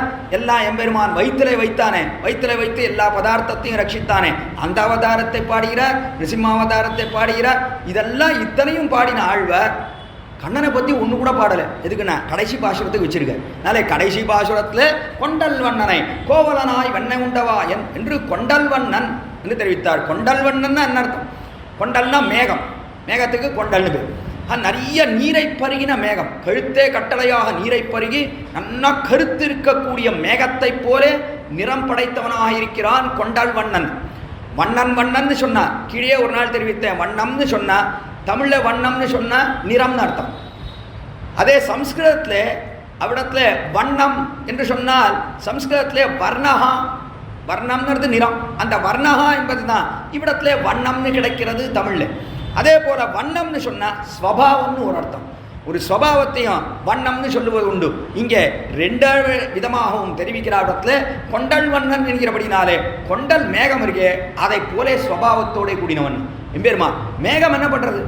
நிறைய ஔதாரியம் இருக்குது, நிறைய மழையை வருஷிக்கிறது மேகமானது, அதான் அதுக்கு ஸ்வபாவம். நிறைய கொட்டுறதொழியோ ஜலத்தை நிறைய வருஷிக்கிறது மேகமானது, அது அதற்குண்டான சுபாவம். அது எதையுமே பார்ப்பது கிடையாது, ஜலஸ்தர விபாகமர வருஷிக்கிறது. ஜலம் சமுத்திரத்தில் எதுக்கு பெய்யணும் வேண்டாமே என்று பார்ப்பதில்லை. நிலத்திலே பெய்கிறது, சமுத்திரத்திலே பெய்ய வேண்டாம்னு பார்ப்பதில்லை. சில சமயம் சமுத்திரத்தில் நல்ல சமுத்திரக்கரையில் நிறைய மழை பெய்யுது, எங்கே நிலத்தில் மழை வேணுமோ அங்கே மழையே பெய்வதில்லை. ஆக இப்படியெல்லாம் மேகமானது ஆங்காங்கே வருஷித்து போகிறது என்று பார்க்கிறோம். ஆக மேகத்துக்குண்டான தன்மை என்ன என்றால் நிறைய ஜலத்தை பொழிகிறது. அதே போல இவன் நல்லவன் இவன் தீயவன் இதெல்லாம் பார்ப்பதில்லை. எங்கெல்லாம் அது பொழிய வேண்டுமோ அங்கெல்லாம் பொழிந்து கொண்டே இருக்கிறது. அதே போலத்தான் எம்பெருமான் பெரிய பெருமான் எப்படி இருக்கான் என்று சொன்னார். அவனுடைய கிருபை இருக்க அதை நன்றிய வருஷிக்கிறான் எம்பெருமான் இடத்துல. இன்னாரினையான்னு பார்ப்பதில்லைனா நினைக்கிறார் இடத்துல திருப்பானாழ்வார் என்னிடத்துல கிருபையை பொழிந்தானே. நான் எவ்வளவு தாழ்ந்தவன், மாறி மாறி பல பிறப்பும் பிறந்து கொண்டே இருந்தேன். சரி, இந்த பிறவியிலே தான் நான் உயர்ந்தவனாக இருக்கிறேனா? ஒன்றுமே கிடையாதுண்ணா. எப்படி பிறந்திருக்கிறேன்னா என்றால், நான் வேதத்தை அதிகரணம் பண்ண முடியுமா? பண்ண முடியாது. அந்த குலத்திலே நான் பிறக்கவில்லை. வேதாத்தியனம் பண்ண முடியாது. சரி, அதற்கு பிற்பாடு இவ்விடத்துல எனக்கு ஏதாவது ஒரு ஞானம் வரத்துக்கு வழி உண்டா? 4 பேரோட பெரியோர்களோட நான் கூடியிருந்தேன், அவர்கள் நிறைய உபதேசம் பண்ணினார்கள் என்பது இருந்ததானா? அதுவும் கிடையாது. அதற்கு மேலே ஏதாவது சத்கர்மாக்கள் ஏதாவது பண்ணினேனா? ஏதாவது புண்ணிய கர்மா என்று ஏதாவது யாகம் பண்ணேன், யஜ்ஞம் பண்ணேன், தானம் பண்ணேன், ஏதாவது பண்ணனா? அதுவும் கிடையாது. எதுவுமே கிடையாது இடத்துல என்னிடத்துல. அதனாலே நல்லோர்களோட சேரவில்லை, வேதாத்தியனம் பண்ணுவதற்கு யோக்கியதை இல்லை, சத்கர்மாக்கள் எதுவும் பண்ணவில்லை. 4 பேருக்கு ஏதாவது தர்ம காரியம் பண்ணினேனா? அதுவும் பண்ணவில்லை. எதுவுமே இல்லை. அப்படி இருக்கும் காலத்தில் எம்பெருமான் தன்னுடைய கிருபையை பொழிந்தானே, அதில் ஆச்சரியப்பட்டு போகிறார் இவ்விடத்துல ஆழ்வார். அதனால் தான் இவங்க இடத்துல கொண்டல் வண்ணனைன்னு அவனுடைய கிருபையை கொண்டாடுகிறார் இவ்விடத்துல. ஆச்சரியமா பொழிந்தான் அவனுடைய கருணையை என் விஷயத்திலே என்று நினைத்து பார்க்கிறார் இவ்விடத்துல ஆழ்வார். நான் எவ்வளவு தாழ்ந்தவன், தேகாத்மாபிமானியாக இருந்தவன். அதாவது என்ன, தேகமே ஆத்மா, தேகம் வேறு ஆத்மா வேறு என்கிற ஞானம் இல்லாமல் தேகமே ஆத்மானா என்று நினைத்து கொண்டு இந்த சரீரம்தான் ஆத்மா, சரீரத்தை காட்டிலும் வேறுபட்டது ஆத்மா என்கிற ஞானம் இல்லாமல் இருந்தேன். சரி, அதற்கு மேலே ஆத்மா என்று ஒன்று இருக்கிறது என்று கொண்டாலும் கூட இந்த ஆத்மா எம்பெருமானுக்கு அடிமை என்கிற ஞானம் இல்லாமல் இது ஸ்வதந்திரன், இதுக்கு சுவாதந்திரியம்தான் தன்மை என்று நினைத்து என் இஷ்டப்பிரகாரம் திரியலாம்னா, நான் எத்தவனாலும் அனுபவிக்கலாம், என் இஷ்டப்பிரகாரம் திரியலாம் என்று இருந்தேன்.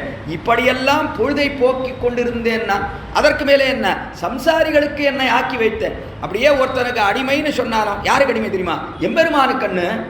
மற்ற பேருக்கு சம்சாரிகளுக்கு இந்த லோகத்தில் இருக்கக்கூடியவாளுக்கு அவளுக்கெல்லாம் அடிமைன்னு நினச்சிட்டு அவள் பின்னாடியே போயிட்டு அவள் கொடுக்குற அந்த காசையும் அவள் கொடுக்குற வேற எதையோ சோறையும் உடையையும் இதையே ஆசைப்பட்டு திரிந்து வந்தேன் சாதாரண சம்சாரியாகும். இதெல்லாம் ஆழ்வார்னுடைய நினைவு. அதற்கெல்லாம் சேரத்தான் கொண்டல் வண்ணன் இங்கே தெரிவிக்கிறான் என்று அற்புதமாக வியாக்கியானம் பண்ணி காட்டுகிறார்கள் பூர்வாச்சாரியர்கள். காரணம் என்ன, எங்கேருந்து கிடைக்கிறது இது? இதெல்லாம் ஆழ்வார்னுடைய நினைவுன்னு. ஆழ்வார் நினைவே இவா எல்லாம் எங்கே போய் பார்த்தார்? ஆழ்வார் மனசில் ஓடுறது இவாளுக்கெல்லாம் தெரியுமா? ஆச்சாரியர்கள் வியாக்கியானம் பண்ணிக்கிறார்களே, மனசில் தெரியுமானா? ஆழ்வார்கள் என்ன பண்ணியிருக்காங்கன்னா, ஆச்சாரியர்களுக்கு விசேஷ கடாட்சம் பண்ணி அவள் மனசில் என்னெல்லாம் ஓடுறதோ அதெல்லாம் காட்டியிருக்கா. அதனால்தான் வியாக்கியானம் பண்ணுகிறார்கள் நம்முடைய பூர்வாச்சாரியர்கள்.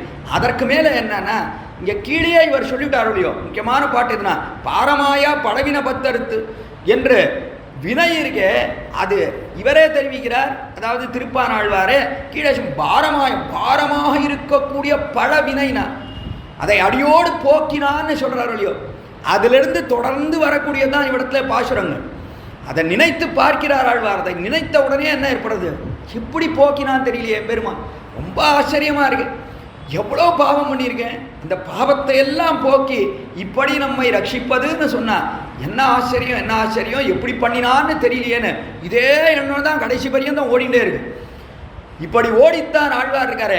இவ்விடத்திலையும் தெரிவிக்கிறார், அத்திலே கொண்டாள் வண்ணனை என்று எம்பெருமான் மேகத்தை போலே சுபாவத்தோடே கூடினவன் என்னை இப்படி ரட்சித்தானே, தன்னுடைய கிருபையை என் மீது பொழிந்தானே என்று ஆச்சரியப்பட்டு தெரிவிக்கிறார். கொண்டல் வண்ணனை என்று அவனுடைய சுபாவத்தை இட்டு தெரிவித்தார். அதற்கு மேலே அவனுடைய நிறம், அந்த நிறம் இருக்கு, அது எப்படி இருக்குன்னா அதுவும் மேகத்தை போலே இருக்கு, ரொம்ப அழகா இருக்குன்னா. அதை அனுபவிக்க நீல நிறத்து அழகர் கண்ணன் என்னும் கருந்தெய்வம். இங்க கண்ணனைத்தான் சொல்றான் ஆண்டாலும் தெரிவி. கண்ணன் என்னும் கருந்தெய்வம் காட்சி பழகி கிடப்பேன நாச்சியார் திருமொழியில பாசம்.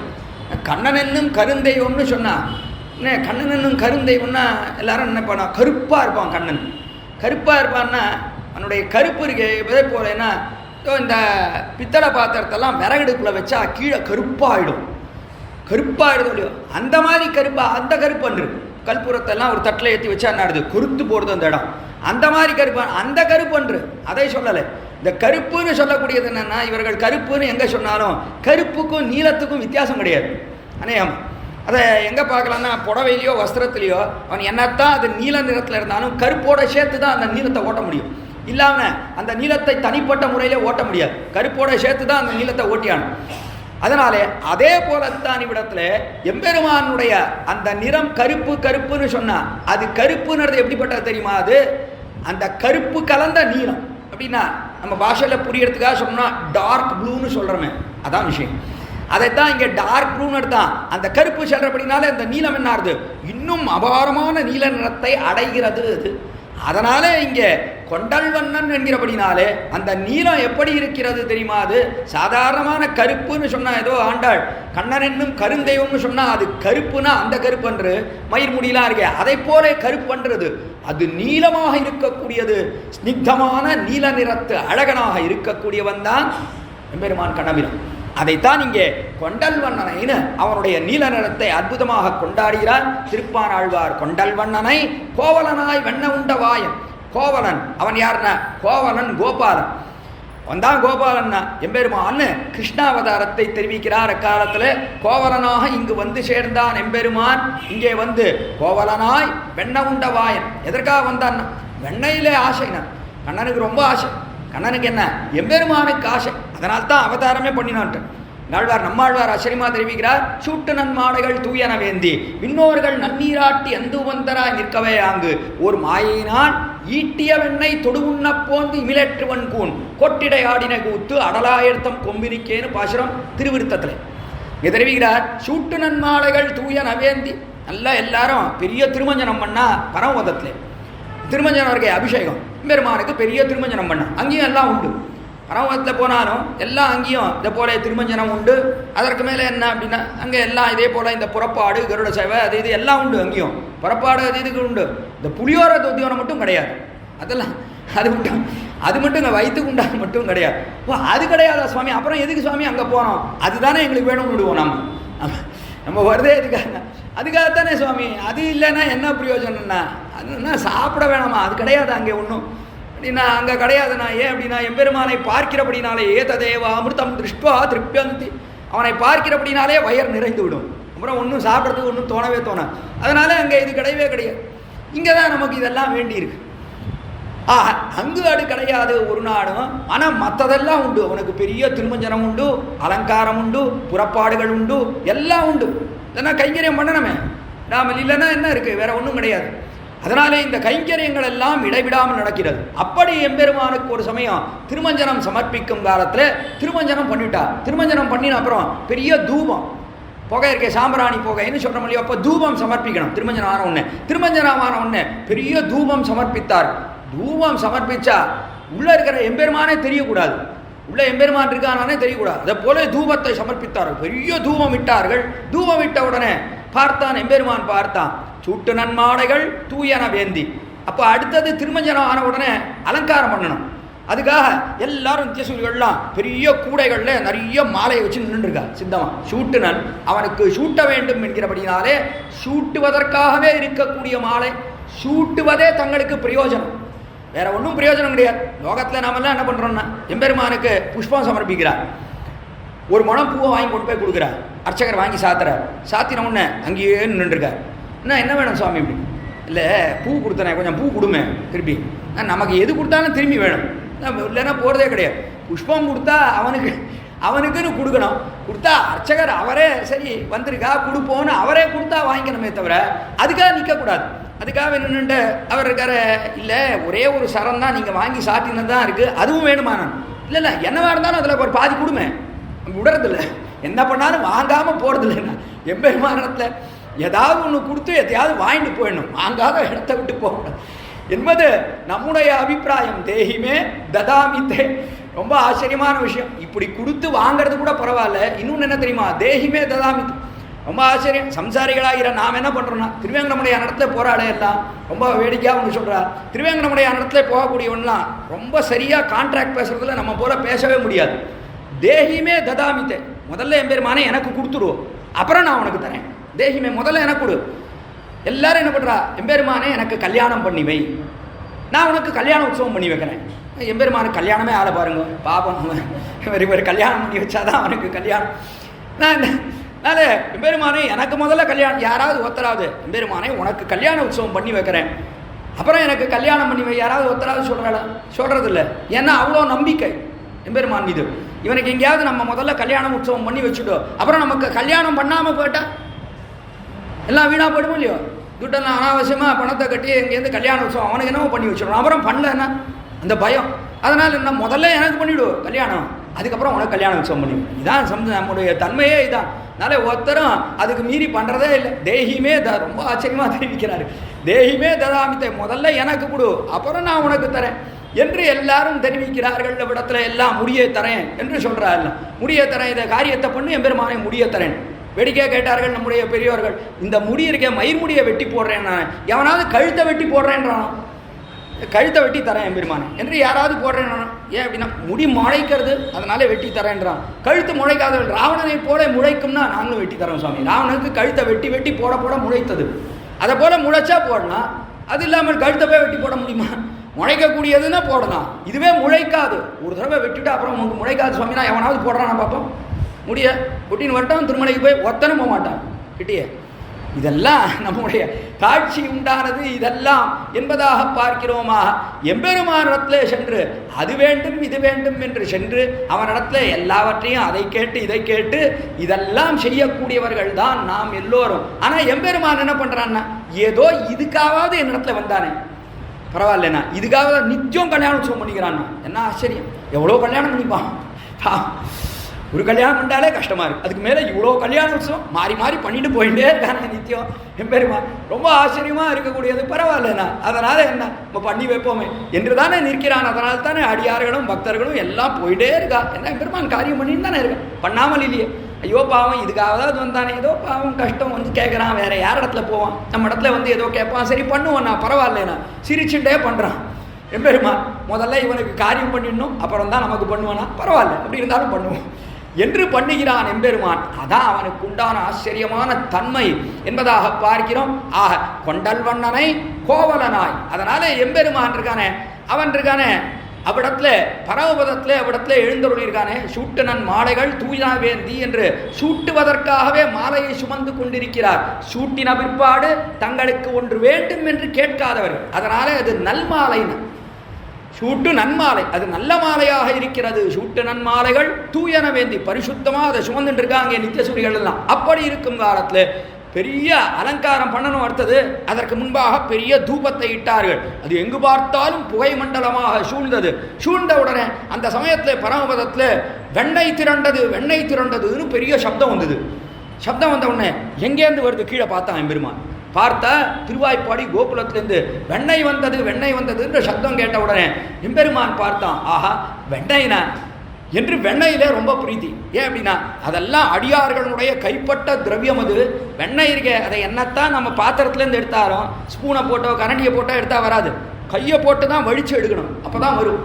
நாளே கைப்பட்ட திரவியத்திலே அவனுக்கு ஆசை. அதனாலே பார்த்தான் எம்பெருமான், ஈட்டிய வெண்ணெய் தொடுவுண்ண போந்தி இமிலேற்றுவன் கூன் என்று அந்த ஈட்டிய வெண்ணெய் திரண்டு வந்ததே அதில் ஆசை.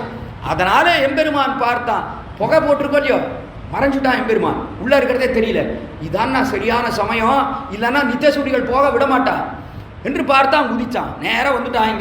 இங்கே வந்து சேர்ந்தான்னு ஆழ்வார் ரசமாக கொண்டாடுகிறார். இடத்துல நேராக வந்து திருவாய்ப்பாடியிலே குதித்தான், வெண்ணையை அமுது செய்தான், எல்லா காரியமும் பண்ணினான். பண்ணி முடிச்சுட்டோம், கிருஷ்ணாவதாரம் முடிஞ்சது.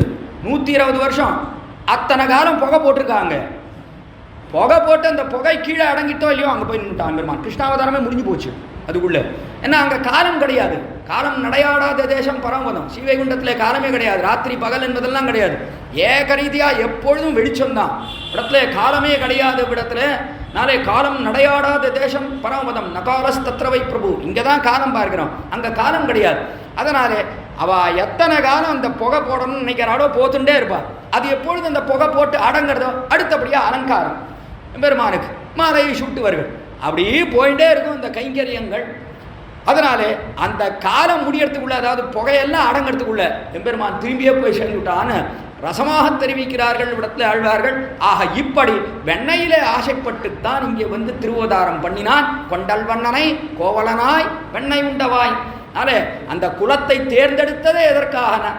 கோபாலனாக அந்த திருவாவதாரம் பண்ணினதே வெண்ணெயில் ஆசைன்னா அந்த வெண்ணெய் இருக்க அதை போஜனம் செய்ய வேண்டும்னு என்னவோ அதில் ரொம்ப ஆசை அவனுக்கு.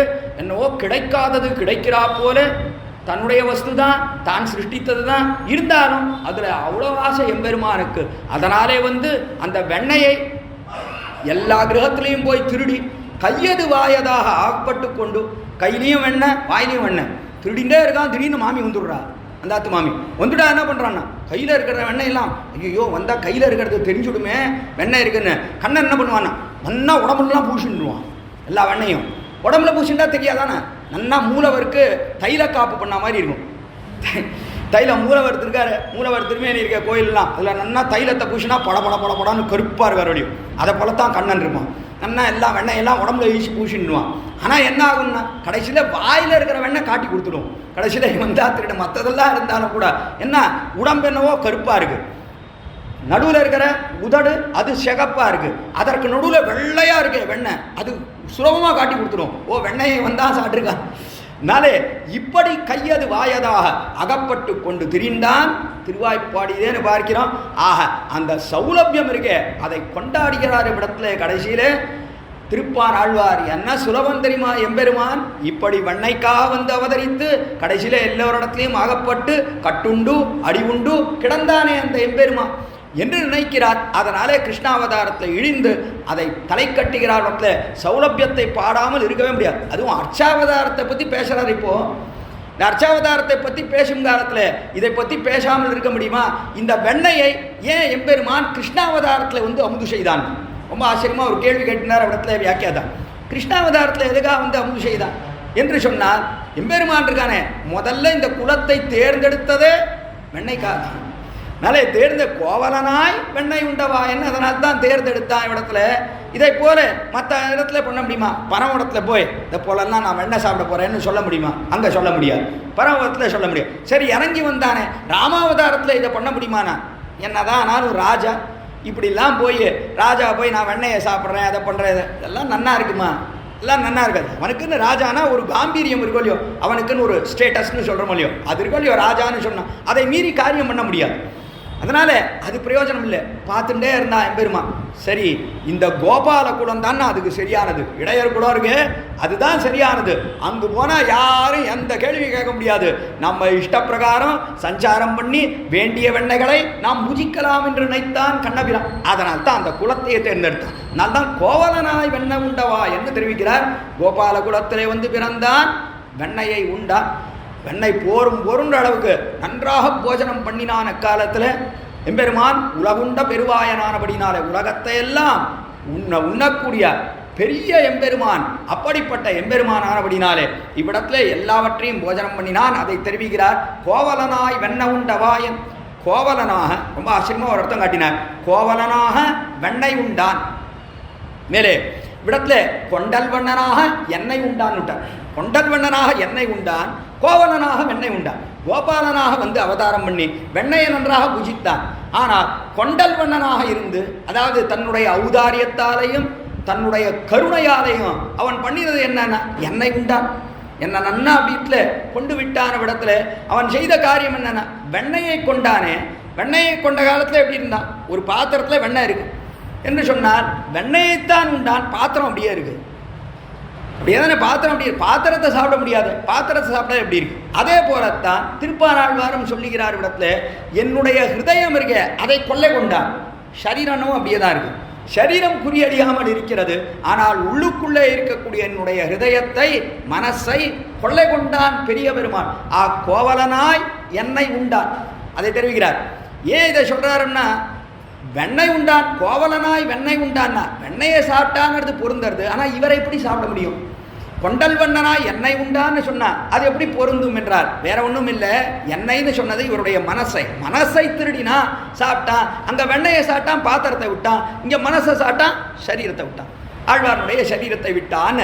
ஆச்சரியமா தெரிவிக்கிறாராக. கொண்டல் வண்ணனை கோவலனாய் வெண்ணெய் உண்டவாயன் என்னுள்ளம் கவர்ந்தானே. அது எங்க இருக்குன்னா என்னுள்ளம் கவர்ந்தான். என்னுடைய உள்ளத்தை பூர்ணமாக கவர்ந்தான் பெரிய பெருமாள். பூர்ணமாக என்னுடைய நெஞ்சு அவனிடத்திலே சென்று சேரும்படியாக லயிக்கும்படியாக பூர்ணமாக கவர்ந்து விட்டான் என்று காட்டுகிறார். இடத்துல வெண்ணெய் கோவலனாய் வெண்ணை உண்டவாயன் என் உள்ளம் கவர்ந்தானே. அப்படிப்பட்டவன் யார்னா, அவன் யார்னா வேற யாரும் இல்லை, அண்டர்கோன் அணி அரங்கன். அண்டர்கோன் என்று சொன்னார் எல்லாருக்கும் தலைவனாக இருக்கக்கூடியவன். தேவதைகள் என்ன, நித்திய சூரியர்கள் என்ன, அவர்களுக்கெல்லாம் தலைவனாக இருக்கக்கூடியவன் அண்டர்கோன். அதற்கு மேலே அண்டர்கோன்னு சொன்னா, அண்டர்னு இருந்திருக்க, அண்டம்னு சொன்னா இந்த லோகம், இந்த லோகத்தில் இருக்கக்கூடிய அத்தனை பேருக்கும் தலைவன் அவன் தான். அண்டர் கோன்னா ராஜான்னு அர்த்தம். அந்த ராஜா யாருக்கெல்லாம் ராஜான்னா நித்தியசூரிகளுக்கு ராஜாவாக இருக்கிறான். இந்த லோகத்தில் இருக்கக்கூடிய அத்தனை பேருக்கும் அவன் தான் ராஜாவாக இருக்கிறான். ராஜாதிராஜ சர்வேஷாம் என்று எல்லாருக்கும் ராஜாவாக இருக்கக்கூடியவன் அவன்தான் என்று அண்டர்கோன் அணியரங்கன் என் அமுதினை கண்ட கண்கள் மத்தொன்னினை காணா. அப்படிப்பட்டவன் யார் தெரியுமா? அவன் தான் அணியரங்கன். அணியரங்கன்னு ரொம்ப அழகோட கூடினவன்னா இந்த அரங்கம் இருக்கே, இந்த அரங்கமே இதுவே அணியாக இருக்கிறது. அணின்னு சொன்ன ஆபரணம், இதுவே ஆபரணம் தான். எதுக்கு ஆபரணம்? இந்த லோகத்துக்கே ஆபரணமாக இருக்கக்கூடியது இந்த அரங்கம்னு சொல்லக்கூடிய ஸ்ரீரங்கம் இருக்கே, அது லோகத்துக்கே ஆபரணமாக இருக்கக்கூடியது ஒன்று அணியரங்கன் என்று அதனாலே தெரிவித்தார். இவ்விடத்துல இவன் என்னை கொண்டான். ரொம்ப ஆச்சரியம் என்ன இவ்விடத்துல, இங்கே இருக்கக்கூடிய எம்பெருமான் இருக்கானே அவன்தான் என்னுடைய உள்ளத்தை கொள்ளை கொண்டான் என்று காட்டினார். மற்ற இடத்துலலாம் எம்பெருமான் எவ்வளவோ இடத்துல இருக்கானே அவனெல்லாம் என்னை கொள்ளை கொள்ளவில்லையே, ஆனால் இவன் தான் கொள்ளை கொண்டான் என்கிறபடினாலே அணியரங்கம். அதனாலே வந்த ஒரு ஆச்சரியமான அழகுன்னு இந்த அரங்கத்துக்கு அதனாலே வந்த அழகுன்னு கொண்டாடுகிறார் இடத்துல திருப்பானாழ்வார். ஆக எத்தனையோ இடத்துல எம்பெருமான்கள் எழுந்தொருளி இருக்கான். அப்படிப்பட்டவர்களெல்லாம் என்னுடைய நெஞ்சானது அங்கேயும் இங்கேயும் சஞ்சரிக்காதபடியா என்னுடைய நெஞ்சானது இவனிடத்திலேயே வந்து சேரும்படியா பண்ணினானே. ரொம்ப கஷ்டம் இந்த நெஞ்சு வந்து சேர்றதுக்கே. அதைத்தான் ஆழ்வார் ரொம்ப விசேஷமாக சொல்றார். எப்படி இருக்கு அப்படின்னா வாயோரிவ சுதுஷ்கரம் என்று தெரிவிக்கிறான் அர்ஜுனன். தெரிவிக்கிறான் இடத்துல அது கீதையில அவன் தெரிவிக்கக்கூடியது. கிருஷ்ணா இந்த மனசை அடக்கவே முடியலையேனா, சஞ்சலம் ஹி மன கிருஷ்ணா பிரமாதி பலவத்ருடம் தஸ்யாஹம் நிகிரகம் மன்யே வாயோரிவ சுதுஷ்கரம். அவன் தெரிவிக்கக்கூடிய ஆச்சரியமான வார்த்தை சஞ்சலம். இது சஞ்சலப்பட்டுட்டே இருக்குண்ணா. இந்த மனசு இருக்கு இங்கேயும் அங்கேயும் அலபாயிருது. ஒரு இடத்துல நிற்கிறதானே, நிற்கிறதே இல்லையோ ஒரு 1.5 மணி காலம் அதை கட்டுப்படுத்தி இந்த உபன்யாசத்தை கேட்க வைக்கிறதுக்குள்ள அவ்வளோ கஷ்டமாக இருக்குது. அங்கேயும் இங்கேயும் ஓடி போடுறது, அப்பப்போ பிடிச்சி இழுத்துன்னு வர்றான், கேட்குறான். அப்படி சஞ்சாரம் பண்ணக்கூடியது மனசுன்னு. ஒரு இடத்துல நிற்கிறதே இல்லையோ எவ்வளோ வேகமாக பண்ணுறது, அதிவேகமாக சஞ்சரிக்கக்கூடியது தெரியுமா மனசு தான். அதை தெரிவிக்கிறார். சஞ்சலம் ஹி மன கிருஷ்ணா பிரமாதி பலவத்ருடம். ரொம்ப பலம்னா அதுக்கு எவ்வளோ சக்தி தெரியுமா, அதற்கு அபாரமான சக்தி இந்த மனசுக்கு அர்ஜுனன் தெரிவிக்கிறான். அதுவும் எப்படிப்பட்டவன்னா அர்ஜுனனுக்கு என்ன பேர்னா ஜிதேந்திரியனுக்குள்ளே தலைவன் பேர். ஜிதேந்திரிய இந்திரியங்களை எல்லாம் ஜெயித்தவர்களுக்குள்ளே தலைவனாக இருக்கக்கூடியவன் அர்ஜுனன். அவனுக்கு இதர விஷயத்தில் ஈடுபாடு என்பது ரொம்ப குறைவு. அப்படிப்பட்டவன் எல்லா இந்திரியங்களையும் அடக்கி ஆளக்கூடிய சக்தியோடைய கூடினவன் அர்ஜுனன். அப்படிப்பட்ட அர்ஜுனன் இருக்கானே அவன் சொல்லுகிறான் இடத்துல பிரமாதி பலவத்ரிடம் தஸ்யாகம் நிகிரகம் மன்யே. அதை எப்படியாவது அடக்கணும்னு பார்க்குறேன் கண்ணா. ஆனால் அது எப்படி இருக்கு தெரியுமா, வாயோரிவ சுதுஷ்கரம். காற்று இருக்கே, காற்றை கூட அடக்கிடலாம் போல இருக்கு, அதை கூட ஒரு இடத்துல கட்டுப்படுத்தி வைக்கலாம் போல இருக்கு. ஆனால் காற்றை கூட கட்டுப்படுத்தலாம். ஆனால் அதை காட்டிலும் வேகமாக சஞ்சரிக்கக்கூடியது மனசு. மனசுன்னு சொல்றது அப்படி எல்லா இடத்துலையும் பூந்து சஞ்சரிக்கிறது என்பதற்கு அது ரொம்ப அபாரமான விஷயம். அதை கட்டுப்படுத்துறதுன்னு ரொம்ப சிரமம். இந்திரியங்கள் இருக்க, இந்த இந்திரியங்களுக்கெல்லாம் தலையாக இருக்கக்கூடியது மனசுன்னு சொல்லக்கூடிய 10 இந்திரியங்கள். செவி வாய் கண் மூக்கு உடல்னு சொல்லக்கூடியது அது 5 இந்திரியங்கள். அதற்கு ஞானேந்திரியங்கள்னு பேர். இந்த ஞானேந்திரியங்கள்னா என்ன, அது ஞானத்துக்கு விஷயமா இருக்கு. அதாவது ஒரு பதார்த்தத்தை பார்க்கிறோம், அதை நாம் அறிகிறோம். கண்ணானது உன்னை பார்க்கிறது, இன்னார் இது இந்த பதார்த்தம், இது இப்படிப்பட்டது என்றெல்லாம் கண்ணானது அறிகிறது. அதே போல காதாலே நாம் கேட்கிறோம், இது என்ன விஷயம்னு நாம் தெரிந்து கொள்கிறோம். செவி, அதற்கு மேலே வாய்னு சொல்லக்கூடியதற்கு எதையாவது வாயில இட்டா ருச்சி, நல்ல ருச்சி தெரியறது, இது தெரியறது, அது தெரியறது, இதெல்லாம் ஞானத்துக்கு விஷயமா இருக்கு. வாய்க்கு ருச்சி தெரியறது, இதெல்லாம் எதன் மூலமா தெரியறது, அறிகிறவன் யாருன்னா வாயை அறியறது. வாய் அறியறது இல்லை, வாய் ஏதாவது அறியறதா, வாய் அறியறதே கிடையாது. ஏன் அப்படின்னா வாய் அறியறதுன்னு சொன்னா ஆத்மா வெளியில போன பிற்பாடு சரீரம் கீழே விழுந்து விடுறது, அப்பவும் அறியணும். அப்போ அறியறதா, வாயில ஏதாவது போட்டா தெரியறதா, ஒன்றும் தெரியறது இல்லையோ. காதில் போய் ஏதாவது சங்க ஊதினா கேட்கறதா, ஒன்றும் கேட்கறது இல்லையா. இதெல்லாம் ஏதாவது ஒன்று காரியம் பண்றதா, இதுவும் காரியம் பண்றது இல்லையோ. ஆக இதெல்லாம் எது அறிகிறதுனா உள்ள இருக்கிற ஆத்மா தான் அறிகிறான். எதன் மூலமாக அறிகிறான்னா கண்ணு மூலமா நேரம் அறியறது இல்லை, நடுவில் மனசுன்னு ஒன்று இருக்கு, மனதின் மூலமாக அறிகிறான். ஏனென்றால் இப்போ கண்ணு ஒருத்தரை பார்க்கறது, பார்த்த காலத்தில் அது அறியறதானா? அது அறியறது இல்லை. நடுவில் மனசு அதோட சேரணும், சேர்ந்தா தான் அறிய முடியும். ஒருத்தர் நம்ம பார்த்துட்டே இருக்கார், அவரை பார்த்துட்டே தாண்டி போகிறோம். தாண்டி போனோடனே கொஞ்சம் தூரம் போனவுடனே அவர் திரும்பி வந்து என்ன பார்த்துட்டு பார்க்காம போறீர் அப்படின்னு வந்து கேட்குறார். ஓ பார்த்தேனா நான்? கண்ணெனவோ பார்த்துருக்கவரை, அவரும் பார்க்குறார் பார்த்ததை. ஆனால் மனசு சேரலை. கண்ணோட மனசு சேர்ந்தா தான், மனசு வேற எதையோ யோசிச்சுட்டு இருக்கு. நன்னா பார்க்குறோம், அவரை பார்த்துட்டே போகிறோம், பேசுறதே இல்லை. காரணம் என்னன்னா மனசு ஆகாரம் இல்லை. அதே போலத்தான் எந்த சப்தமாக இருந்தாலும் அதே போல ருச்சி, அந்த ருச்சி இருக்க மனசு சககரிக்கணும், சேரணும், நான் கூட சேரணும். சேர்ந்தா தான் இது இந்த ருச்சின்னு நமக்கு தெரியும். இல்லைன்னு வச்சுப்போம், இல்லைன்னா நான் மனசு சேரலைன்னா ஆத்துக்காரிக்கு ரொம்ப சௌகரியம். ஏன்னா எத்தவனாலும் 2 நாள் முன்னாடி பண்ணதையே போடலாம். மனசு ஒன்றும் சகாயம் பண்ணாமல் ஆத்துக்கார் சாப்பிட்டுட்டு போயிட்டே இருந்தாருன்னா கேட்கவே போகிறதில்ல. என்னடி இதை தானே நேத்திக்கும் பண்ணேன், இதே தானே முந்தா நேத்தியும் போட்டேன் அப்படின்னு கேட்க போகிறது இல்லையா? மனசாகாரம் இல்லை. எங்கேயோ யோசனை இருந்துகிட்டே இருந்ததுன்னா வாயில் போட்டு அது பாட்டில் உள்ளே போயிட்டே இருக்கும். ஆனால் மனசாகாரம் இருந்ததுன்னா ரொம்ப கஷ்டம் அவளை சமாளிக்கிறது. இப்போ என்ன பண்ணுவா, வேலைக்கு கேட்டுட்டே இருப்பா, இந்த ருச்சி இது என்ன, இது நேர்த்தி பண்ண மாதிரியே இல்லையே, இது இதை மாதிரி பண்ணவே மாட்டேன். நீ மனசாகரிக்க கூடாது. ரொம்ப அதிகமாக மனசு சாப்பாடை போட்டாச்சுன்னா ஏதோ போட்டாலாம் சாப்பிட்டு போயிட்டே இருக்கணும். அதிகமாக கேள்வி கேட்கக்கூடாது, இது இப்படி இல்லையே அப்படி இல்லையேன்னு மனசை ரொம்ப லயிக்க விடக்கூடாது. சுகரோடு லயிக்க விட்டால் என்ன ஆகும்னா அப்போது குறைகள் நிறைய மனசில் பட்டதுன்னா நிறைய கேள்வி கேட்க தோணும். ஆக இப்படியெல்லாம் இதெல்லாம் ஞானத்துக்கு விஷயமாக இருக்கக்கூடியது. இப்படிப்பட்ட இந்திரியங்கள் எதுனா செவி, வாய், கண், மூக்கு. அதே போல் மூக்கு என்ன பண்ணுறது, வாசனையை அறிகிறது.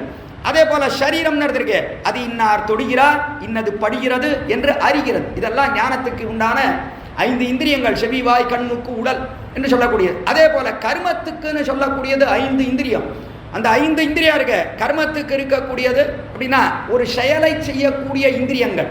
அது எது அப்படின்னா வாக்பாத பாணி பாயு உபஸ்தம் என்று வாக்குன்னு வாய் பேசுறது, பாத பாணி பாதம் கால்கள் நடக்கிறது, கைகள் காரியம் செய்யறது. அதே போல முன்குறி பின்குறி, அது இரண்டு என்ன பண்றது, எல்லாம் பதார்த்தங்களை வெளியிலே தள்ளுகிறது. ஆக இப்படிப்பட்ட 5 இந்திரியங்கள் இருக்கு, அது கர்மேந்திரியங்கள், காரியத்தை செய்யக்கூடிய இந்திரியங்கள்.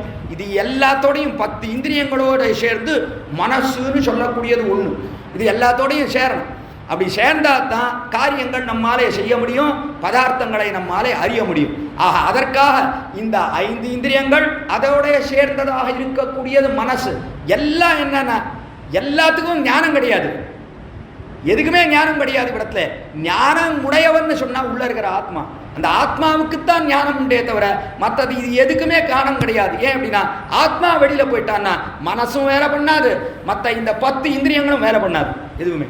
அதனால ஆத்மாவத்தந்தான் அறியக்கூடியவன், எல்லாவற்றையும் அவனுக்குத்தான் ஞானம் இருக்கு. மற்றது எதுக்குமே ஞானம் கிடையாது. இடத்துல சரீரமா இருந்தாலும் சரி, அதற்கு மேல் உண்டாத கண்ணு, வாயு, மூக்கு, காது, எதுக்கும் ஞானம் கிடையாது. எல்லாம் அச்சேதனங்கள், ஞான சூன்யமான பதார்த்தங்கள் எல்லாம். இப்படி இருக்கும் காலத்துல இந்த மனசு இருக்க, இது எவ்வளவு சஞ்சாரம் பண்றது, அச்சேதனம்னா பேருக்கு தான் அச்சேதனம். ஆனா இது பண்ணக்கூடிய காரியம் இருக்க, இங்க சஞ்சாரம் பண்ணி அங்க சஞ்சாரம் பண்ணி எல்லாம் பண்றத என்ன, ஆத்மா இருக்கான் உள்ள இருக்கிறபடினாலே இந்த ஆட்டம் போடுறது. ஆத்மா வெளியில போயிட்டான்னு அவ்வளவுதான், எல்லாம் அடங்கிடும். அதான் விஷயம்.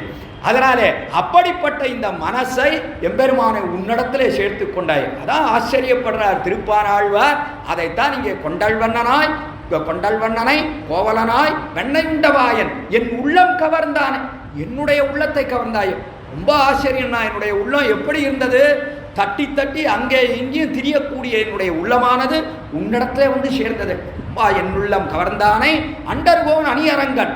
இப்படிப்பட்ட ஆச்சரியமான எல்லாருக்கும் தலைவனாக இருக்கக்கூடிய எம்பெருமானே, நீ என்ன பண்ணியிருக்க அப்படின்னு சொன்ன, என்னை காக்க வேண்டும், என்னை ரட்சிக்க வேண்டும் என்கிறபடினாலே இங்கே வந்து சேர்ந்திருக்கிறாய், அரங்கத்தில் வந்து சேர்ந்திருக்கிறாய். பெரிய பிரளயாபத்திலிருந்து எல்லாரையும் ரட்சிக்க வேண்டும் என்கிறபடினாலே நீ இருக்க ஆலமாமரத்தின் நிலைமைன்னு ஆலந்தளிரில் போய் சேர்ந்தாய். என்னை ரட்சிக்க வேண்டும் என்கிறபடினாலே அரங்கத்திலே வந்து சேர்ந்திருக்கிறார் என்று ஆச்சரியமாக காட்டுகிறார். இடத்துல அண்டரகோன் அணியரங்கன் என் அமுதினை கண்ட கண்கள் மத்தொன்னினை காணாவே. என் அமுதினை கண்ட கண்கள், என் அமுதனைன்னு சில பேர் சொல்லுவாங்க, அமுதனை என்று, அமுதினை என்பது பாசம். அதனால என் அமுதினை கண்ட கண், இவனே அமிர்தம்னா, இவனே அமிர்தமாக இருக்கிறான், பெரிய பெருமாள் இருக்கானே அவனே அமிர்து என்று ஆச்சரியமாக தெரிவிக்கிறார். இன்னொரு அமிர்தம் உண்டு, அது எந்த அமிர்தம்னா, அதில் தன்னா சமுத்திரத்தை கடைந்தார்களே, கடைந்த காலத்திலே வந்த அமிர்தம், தேவதைகளும் எல்லாம் சேர்த்து சமுத்திரத்தை கடைந்தார்கள். அப்போது சமுத்திரத்திலிருந்து அந்த அமிர்தம் வந்தது. அந்த அமிர்தத்தை நம்முடைய பூர்வாச்சாரியர்கள்லாம் என்ன சொல்லணும்னா உப்புச்சாறு, உப்புலேருந்து வந்த ஒரு சாரமானது இது, அதனால உப்புச்சாறு. என்ன அமிர்தம்னா அது என்ன பெரிய அமிர்தம் என்ன இருக்கு அந்த அமிர்தத்தில்? இவன் அல்லவா அமுது, இவன் தான் நாட்டோடு அமுதே என அது உயிரே ஆழ்வார் கொண்டாடுறார். நாட்டோடு அமுதுனா இவன் அல்லவா அமிர்தம். இந்த காலத்தில் தேவதைகள் கடைந்தார்கள். சமுத்திரத்தை கடைந்த காலத்தில் ஒன்றும் கடைய முடியல. கடைசியில் இல்லை, இந்திரனானவன் துர்வாச சாபத்தாலே ஐஸ்வர்யத்தெல்லாம் இழந்த ஐஸ்வர்யம்லாம் திருப்பார்கடலில் போய் ஒளிஞ்சுட்டு. திருப்பார்கடலில் ஐஸ்வர்யத்துக்கு அதிதேவதையான பெரிய பிராட்டியார் ஸ்ரீமகாலட்சுமி அவளும் போய் சேர்ந்த உடனே இந்திரனுக்கு ரொம்ப வருத்தம். அதனால நேராக வந்து எம்பெருமானத்தில் எம்பெருமானே என்னுடைய ஐஸ்வர்யெல்லாம் போயிடுத்து, ஏதாவது பண்ணணும் என்று கேட்ட உடனே எம்பெருமான் சொன்னான், பரவாயில்லண்ணா சமுத்திரத்தை கடைவோம், அங்கே தான் போயிருக்கு, எல்லாம் அங்கே போய் சேர்ந்துருக்கு, சமுத்திரத்தை கடைவோம், அதிலிருந்து ஐஸ்வர்யம் எல்லாமும் வரும்.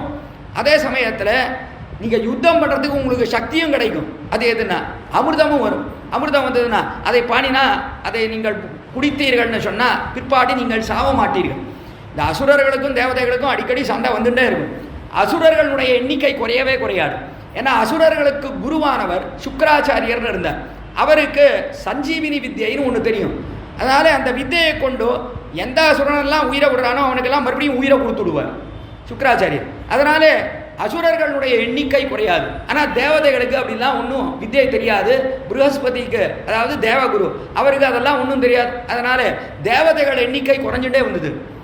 நாளே பார்த்தான் எம்பெருமான், உங்களுக்கு அமிர்தமும் கிடைக்கும், இந்த சமுதிரத்தை கடைந்தால் அந்த அமிர்தத்தை பானம் பண்ணினால் பிற்பாடு உயிர் போகாது உங்களுக்கு என்று தெரிவித்தான் எம்பெருமான். சரி, அதுவும் கிடைக்கும்னு நடத்தினால கடையை தொடங்கினார். அப்படி கடைந்த காலத்தில் பெரிய மந்தர பர்வதத்தை மத்தாக கொண்டான், வாசுகையை கயிறாக கொண்டான் எம்பெருமான். கடைகிறார். கடைஞ்சா ஒன்றும் கடைய முடியல. கொஞ்ச நேரத்திலே எல்லாம் கீழே விழுந்துட்டா அத்தனை பேரும் தேவதைகள்லாம். கடைசியில் கடைந்தவன் யார் என்றால் எம்பெருமான் தான் கடைந்தான். அக்காலத்தில் பெரிய திருமேனியை கொண்டு இடத்துல கடைகிறான். எவ்வளோ திருமேனி தெரியுமா? இந்த அவதாரத்தில் எவ்வளோ வடிவங்கள் தெரியுமா? அவ்வளோ அவதாரம். ஒன்றிலேயே அத்தனை கீழே ஆமையா இருக்கான், மலையை தாங்குறான் கீழே போகாமல். அதற்கு மேலே மலையை காட்டணும் ஒரு பெரிய வடிவை கொண்டு கையால் அமுக்கிறான். மேலே இருந்து கீழே ஆமையா இருந்து தாங்கினோடனே மலை மேலே துள்ள ஆரம்பிச்சுது. மேலே துள்ளோடனே மேலேருந்து அமுக்கிறான். அதற்கு மேலே வாசுகிக்குள்ளே இருக்கான், பாம்புக்குள்ளே விசேஷ சக்தி கொண்டு அங்கே இருக்கான். அதற்கு மேலே அந்த மலையானதற்கு அது சுக்குநூறாக வெடிச்சு போயிடுமே, அதற்காக மலைக்குள்ளே இருக்கான். அதற்குள்ளே சக்தி கொண்டு அவ்விடத்தில் எழுந்து இருக்கிறான் எம்பெருமான். பக்கவாட்டில் ரெண்டு பக்கமும் சரியக்கூடாது, பக்கவாட்டில் பிடிச்சுட்டு இருக்கான். இத்தனையும் பண்ணி கடைசியில் கடையக்கூடியவனும் அவனே கடைசியிலே கடைகிறான். 1000 தோளால் அலைகடல் கடைந்தான், அரங்கமா நகரமர்ந்தானேன்னு கொண்டாடுகிறார் திருமங்கை ஆழ்வார். அப்படி ஆச்சரியமா கடைந்தானே. இது எதுக்காக தெரிவித்தேன் தெரியுமா? இந்த கடைந்தது தான் ரொம்ப விஷயம். என்ன விஷயம்னா, இப்படி கடையும் காலத்தில் அந்த தேவதைகள்லாம் இருக்காரு, என்ன அழகா கடையிறான் எம்பெருமான். தோல் மாலையுமா. திருவரங்கத்தில் என்ன விசேஷம்னா, நம்பெருமானுக்கு தோல் மாலை இருக்க ரொம்ப விசேஷம். அது போல மற்ற எங்கேயுமே கிடையாதுன்னா அந்த தோல் மாலை இருக்கு. அவ்வளோ அழகு இடத்துல அவனுடைய சங்க சக்கரத்திலேயே நிற்கக்கூடிய ஆச்சரியமான தோல் மாலை. அந்த தோல் மாலை இருக்க, தோல் மாலையுமாக அவன் கடையக்கூடிய காலத்தில் 4 தோல் அமுது கடையிறான். 4 தோள்களை கொண்டு கடைகிறான். கடையும் காலத்தில் இவனை பார்க்காமல் எல்லா தேவதைகளும் இப்படி தலை உழிஞ்சுட்டு அமிர்தம் வருமா, நம்ம தொடச்ச ஐஸ்வர்யம்லாம் வருமா அப்படின்னு இப்படி கடலையே பார்த்துட்டு இருந்தாலே தவிர எம்பெருமானை ஒரு தடவை பார்க்கக்கூடாது. என்ன அழகா கடையிறான். இவனை விட்டுட்டு இந்த 4 தோல் அமுதத்தை விட்டுட்டு ஏதோ இந்த அமிர்தம் இருக்க, வீணா போன அமிர்தம், இந்த உப்புச்சாறு, அதற்காக அத்தையே பார்த்துட்டு இருக்கானா இந்த தேவதைகள் வரும் என்று ஆச்சரியப்படுகிறார்கள் நம்முடைய பூர்வாச்சாரியர்கள். ஆஹா, அவ்வளவு அழகாக எம்பெருமான் கடைந்தான காலத்தில் அவனே ஒரு அமிர்தம்னா, வேற எதுவும் அமிர்தம் அன்று அவன்தான் உண்மையிலேயே அமிர்தம். அப்படிப்பட்ட அமிர்தத்தை எங்கே காண்கிறோம்னா, அன்று கடைந்தவன் தான் இங்கே வந்து இன்று சயனித்திருக்கிறான். அன்று கடைந்தானே அவன் தான் அரங்கத்தில் வந்து சயனித்திருக்கிறான். என் அமுதினை கண்ட கண்கள் மத்தொன்னினை காணாவே. அவனை பார்த்த கண்கள் இருக்கே, வேற எதையும் பார்க்காதுன்னுட்டார். வேற எதையுமே பார்க்காது. அவனை பார்த்த பிற்பாடு வேற எதையும் பார்க்காதுன்னு தெரிவித்தார். வேற எதையும் பார்க்காதுன்னு பிற்பாடு இந்த ஆழ்வார் இருக்காரு, தம்முடைய பேரை சொன்னார்னு வச்சுப்போம். அப்போ என்ன ஏற்படும்? தம்மை பார்த்தார்னு ஏற்படும் இல்லையோ? எதையுமே பார்க்கவில்லைன்னா தம்மையும் பார்க்கவில்லைன்னு அர்த்தம். என் அமுதினை கண்ட கண்கள் மத்தொன்னினை காண, வேற எதையுமே பார்க்க மாட்டேன்னு சொல்லிட்டு மற்ற ஆழ்வார்களைப் போல, அதான் மற்ற ஆழ்வார்களை காட்டிலும் இவருக்கு பெருமை. என்ன பெருமைனா, இவர் இருக்காரு தம்முடைய பேரை இந்த திவ்ய பிரபந்தத்திலே எழுதி வைக்கவே இல்லை. காரணம் என்ன என்று சொன்னால், மத்தொன்னினை காணாவேன்னு சொல்லிட்டார். தம்மையும் பார்க்கவில்லை, வேற எதையுமே பார்க்கவில்லை. பெரிய பெருமாள் ஒத்தனையே பார்த்தார். அதான் இவருக்கு உண்டான பெருமை, தனிப்பட்ட பெருமை, மற்றொன்னினை காணாவே. அதனால என்ன பண்ணார் அப்படின்னா பலத்தையும் சொல்லலை. பலம் என்னன்னா பலமே கிடையாதா சுவாமி, இந்த திவ்ய பிரபந்தத்தை அப்போ நம்ம எது கற்பணும், நமக்கு எல்லாத்துக்கும் பணம் வேணும்னா ஏதாவது ஒன்று இதை பண்ணுன்னு சொன்னால் இதை பண்ணால் என்ன கிடைக்கும், உடனே இதான் மனுஷ சுபாவம் என்னன்னா ஏதாவது ஒன்று பண்ணுன்னு சொன்னால் பண்ணால் என்ன கிடைக்கும், இதான் நாம் கேட்கக்கூடியது கேள்வி. அது முதல்லேருந்தே ஏற்பட்டு போயிடும். குழந்தை படிக்க போகிறதே அந்த எல்கேஜின்னு சொல்கிற ஒரு கேஜி கூட இல்லாமல் 10 கேஜி பேக்கை சுமந்துட்டு போகிறதே அது அப்போலேருந்தே இதை ஏற்றி விடுறோம். அது மனசில் போனால் என்ன ஏதாவது ஒன்று போனால் உடனே இது நன்னா படிடா சாக்லேட் வாங்கி தரேன், நன்னா படிடா சைக்கிள் வாங்கி தரேன், இப்படி சொல்லி சொல்லி சொல்லி எதை பண்ணணுன்னாலும் ஒன்று கொடுக்கணும். அதுக்கு முதலேருந்தே அது வந்துவிடுறது. அந்த முதலேருந்தே நாம் ஓட்டி விட்டு அதுக்கு மேலே இப்போ அதெல்லாம் போயிடுது. சாக்லேட் பிஸ்கெட்லாம் இப்போ யார் பேசுகிறா, இதை கொடுத்துட்றா. முதல்ல ஏதாவது ஒன்று பண்ணோன்னா முதல்ல தூக்கி ஃபோனை கொடுத்துட வேண்டியது. இந்த சோறு சாப்பிடணுமா ஃபோனு, இது இல்லாமல் கிடையவே கிடையாது. ரொம்ப ஆச்சரியம் தான், எந்த குழந்தையும் பார்த்தாலும் என்ன ஆச்சரியம், இத்தோடையே பறந்துருக்கணும். உண்மையிலேயே இன்னும் கொஞ்ச நாளில் அப்படியும் ஏற்படும் போல இருக்குது. பிறக்கும் போதே ஃபோனோட பறக்கும் போல இருக்குது. தாயார் வயிற்றுலேருந்து வரும்போதே ஆச்சரியமான அருமையான ஃபோனோட இடத்துல வந்து பிறக்கும் அது கூட ஏற்படும் போல இருக்குது. ஏன்னா எம்பெருமானே பார்ப்பான், ஓ முடியல நான் இந்த சம்சாரிகளோட பேசாத ஃபோனோடையே சுட்டி பண்ணிவிடுவோம் பிறக்கும்போது என்று நினைப்போனோ. ஆஹா அப்படி அல்லவா இடத்துல இதோட ஐக்கியமாக இருக்கணும் எல்லாரும் நம்முடைய குழந்தை. அதனால எதுவாக இருந்தாலும் சோறு விட்டணுமா உடனே ஃபோனை கொடுத்துடணும். ஃபோன் இருந்தால் பார்த்தா தான் சோறே இறங்கும். இப்படி எல்லாவற்றுக்கும் ஒரு பலம், ஏதாவது ஒன்று கட்டாயம் இது பண்ணணுமா, அப்போது வாயை திறக்கணும்னா கூட அது ஏதாவது ஒன்று வேணும்னா என்று அப்படி ஏற்படுகிறது மனுஷனுடைய வாழ்க்கை. அதனால் எல்லாத்துக்கும் ஒரு பலனை ஆசைப்பட்டு நிற்கிறோம். அப்போது அதே போல் இவர் இந்த 10 பாசுரத்தை நீங்கள்லாம் கற்றுக்குங்க அப்படின்னு சொன்னால் என்ன சுவாமி பலன், இது கற்றுனா என்ன பலன் அப்படின்னா ஒன்றும் கிடையாது, ஆழ்வாரே ஒன்றும் சொல்லலை, அப்போ நான் எதுக்கு கற்றுக்கணும் அப்படின்னுவார். நான் அதானே சொல்கிறது. ஆனால் ஆச்சரியமான பலனை இவ்விடத்தில் தெரிவிக்கிறார். என் அமுதினை கண்ட கண்கள் மற்றொன்னினை காணாவேனதே தான் பலன். அதுதான் பலன். அவனை பார்த்த பிற்பாடு வேற எதை பார்க்கணும், அவனை பார்ப்பதே பலம். அது எங்கே கிடைக்கிறதுனா பரமபதத்தில் கிடைக்கிறது. பரமபதத்திலே சதா பஷ்யந்தி சூரையா, நித்தியசூரிகள்லாம் எப்பொழுதும் எம்பெருமானை பார்த்துட்டே இருக்கா. அதான் நான் பலம், அவனை பார்ப்பதே பலம். அதுக்கு மேலே வேற என்ன வேணும். பெரிய பெருமானை போய் பார்த்துட்டு அவன் இடத்துல எம்பெருமானை இது வேணும் எது வேணும் என்று கேட்பது இருக்கு. எதுக்கு கேட்கணும், அவனை பார்ப்பது தான் பலம். அதுக்கு மேலே இன்னொன்று கேட்கணுமா, கேட்க வேண்டிய அவசியம் இல்லைனா வேற பலனே கிடையாது. பலத்துக்கு பலம் உண்டா கிடையாது. அதனாலே எம்பெருமானை பார்ப்பதே பலம், அதை காட்டிலும் வேறு பலமே கிடையாது என்று முடித்தார் இந்த ஆழ்வார். அதான் விசேஷம் இடத்துல, அதுவே தான் பலம். சொன்னதிலேயே அடங்கியிருக்கு. என் அமுதினை கண்ட கண்கள் மத்தொன்னினை காணாவே என்கிறபடினாலே அதை தெரிவித்தார். மத்தொன்னினை காணாவேன்னு என்ன அர்த்தம் தெரியுமா, வேற எதுலேயும் என்னுடைய நெஞ்சு போகாதுன்னா, எதில் போகாதுன்னா பரத்வத்திலே போகாது. பரமபதநாதனா எம்பெருமான் இருக்கானே வைகுண்டத்தில், அதில் என்னுடைய நெஞ்சு போகாதுன்னு. அடுத்தபடியா அவதாரங்கள் இருக்கே அதில் எல்லாம் போகாது. ஏன்னா அந்த படிகளை எல்லாம் இங்கேயே பார்க்கிறேன். ராமனாக பிறந்தான்னு சொல்லி அனுபவித்தாரோ இல்லையோ, கீழே லோகத்தை எல்லாம் அடந்தான்னு சொல்லி அனுபவித்தாரோ இல்லையோ, அதெல்லாம் அனுபவித்ததற்கே நிருசிம்மனை அனுபவிக்கிறார். எல்லாம் அனுபவித்ததற்கே அதெல்லாம் பெரிய பெருமாள் செய்தபடினாலே இவர் அனுபவிக்கிறார். நாளை அதெல்லாம் எம்பெருமான் பெரிய பெருமாள் தான் அதெல்லாம் பண்ணான். இவன் தான் நிருசிம்மனாக பிறந்தான், இவன் தான் லோகத்தை இழந்தான், இவன் தான் ராமனாக பிறந்தான், இவன் தான் வயிற்றில எல்லா பதார்த்தத்தையும் வைத்து ரட்சித்தான் என்கிறபடினாலே பெரிய பெருமாளை அனுபவிக்கிறார் இந்த ஆழ்வார். நாளை எல்லாம் அங்கே சொன்னதெல்லாம் இருக்கு. எனக்குள்ளே இருக்கக்கூடியவனும் பெரிய பெருமாள் தான். வேற எந்த ஒரு விஷயமும் என் நெஞ்சுக்குள்ளே போகாதபடியா உள்ளுக்குள்ளே இருந்து ரட்சிக்கக்கூடியவனும் பெரிய பெருமாள் தான். அதனாலே அவனே உள்ளே இருக்கிறபடினாலே அவன் விஷயத்தைத்தான் நான் அனுபவிப்பேனே தவிர வேற எந்த நிலையிலையும் என்னுடைய நெஞ்சானது போகாது, பரத்வத்திலே போகாது. ஸ்ரீவைகுண்டத்தை நான் போய் அனுபவிக்க மாட்டேன். அதற்கடுத்தபடியா க்ஷீராப்தியில எம்பெருமான் பார்க்கடல்ல படுத்துருக்கானே அவனை அனுபவிக்க மாட்டேன். மத்தொன்னினை காணாவே வேற எதெல்லாம் பார்க்க மாட்டேன் தெரியுமா, பரமபதநாதனை பார்க்க மாட்டேன், க்ஷீராப்தியில எம்பெருமான் படுத்துட்டு இருக்கானே அவனை பார்க்க மாட்டேன், எனக்குள்ளேயே இருக்கானே அந்தர்யாமியா அவனை பார்க்க மாட்டேன், அதற்கு மேலே விபவாவதாரம் பண்ணினானே எத்தனையோ ராமகிருஷ்ணா தேவதாரம் பண்ணினானே அவனை பார்க்க மாட்டேன், அதற்கு மேலே மற்ற திவ்ய தேசத்துல எல்லாம் இருக்கானே அவனையும் பார்க்க மாட்டேன். எல்லாத்தையும் கழிச்சுட்டார். எம்பெருமானுக்கு இருக்கிறதே 5 நிலை. இந்த 5 நிலை இருக்கு. அதாவது பரத்வம் என்றும் வியூகம் என்றும் திருப்பார்கடல்ல இருக்கக்கூடிய நிலையும், அந்தர்யாமித்துவம்னு நமக்குள்ளே எல்லாம் இருக்கக்கூடிய நிலையும், அதற்கு மேலே விபவாவதாரம்னு ராமகிருஷ்ணா அவதாரங்களும், 5ஆவதாக இருக்கக்கூடியது அர்ச்சாவதாரம். இந்த 5லையும் என்னெஞ்சு போகாதுன்றார். இப்போ எதில் தான் போகும் சுவாமி என்றால் அரங்கன் ஒத்தனை விட்டு வேறு எதுலையுமே போகாது. அதைத்தான் ஆச்சரியமா. இப்போ அரங்கன் அர்ச்சாவதாரம் தானே, அவன் அர்ச்சாவதாரத்தில் ஒருத்தன் தானே, மற்ற அர்ச்சாவதாரத்தில் போகாது. அரங்கனை கண்ட கண் அமுதினை கண்ட கண்கள் மத்தொன்னினை காணவன். மற்ற அர்ச்சாவதாரம் மற்ற எந்த நிலைகள்லையும் போகாது, மற்ற அர்ச்சாவதாரத்திலே போகாது. அரங்கன் ஒருத்த இடத்துல தான் என்னுடைய நெஞ்சு லைக்கும் என்றும் தெரிவிக்கிறார் இடத்துல மத்தொன்னினை காணாவே என்கிறபடினாலே வேற எதுலையுமே நெஞ்சு போகாதுன்னா யாரை போறேன்னு கேட்டார். ஆச்சரியமா ஒன்று தெரிவிக்கிறார்.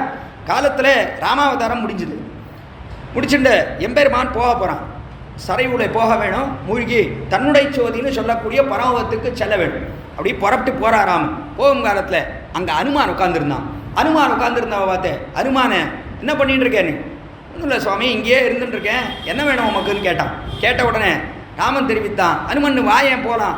எங்கே போறீர்னா, பரமத்துக்கு போயிட்டு இருக்கேன், அதான் என்னுடைய இடம், அங்கேருந்து தான் வந்திருக்கேன், வா நீயும் போகிறான், அங்கே ஆஷிட்டு போகிறேன்னு சொன்ன உடனே ஹனுமான் கேட்டான், சரி சுவாமி வரேன், ஆனால் ஒரே ஒரு சந்தேகம், அங்கே எப்படி சுவாமி தேவர் எப்படி இப்படியே ராமனாக இப்படியே இருப்பிறான்?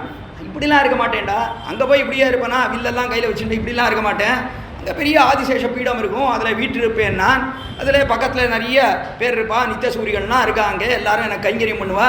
அதுக்கு மேலே பக்கத்தில் ஸ்ரீதேவி நாச்சியார், பூமி தேவி, நீலாதேவி, தேவிய சஹசிரம் ததான்னு ஆயிரக்கணக்கான நாச்சிமார்கள்லாம் இருப்பா, எல்லாரும் உண்டு அங்கே என்று தெரிவித்தான். இது கேட்டானோ இல்லையோ ஹனுமான் காதை புத்துட்டான். ஐயோ என்ன அநியாயம் இது, ஆயிரக்கணக்கான நாச்சிமார்களா, கேட்கவே சகிக்கலையே சுவாமி, ஏதோ ஊர் சொல்கிறீங்க, ஐயோ கேட்கவே சகிக்கலை, நமக்கு சீதை ஒட்டியை பார்த்தா தான் நிம்மதி, அதை விட்டுட்டு நீர் என்னவோ ஆயிரக்கணக்கான நாச்சிமார், வேண்டாம் சுவாமி, அந்த இடம்லாம் வேண்டாம் நமக்கு.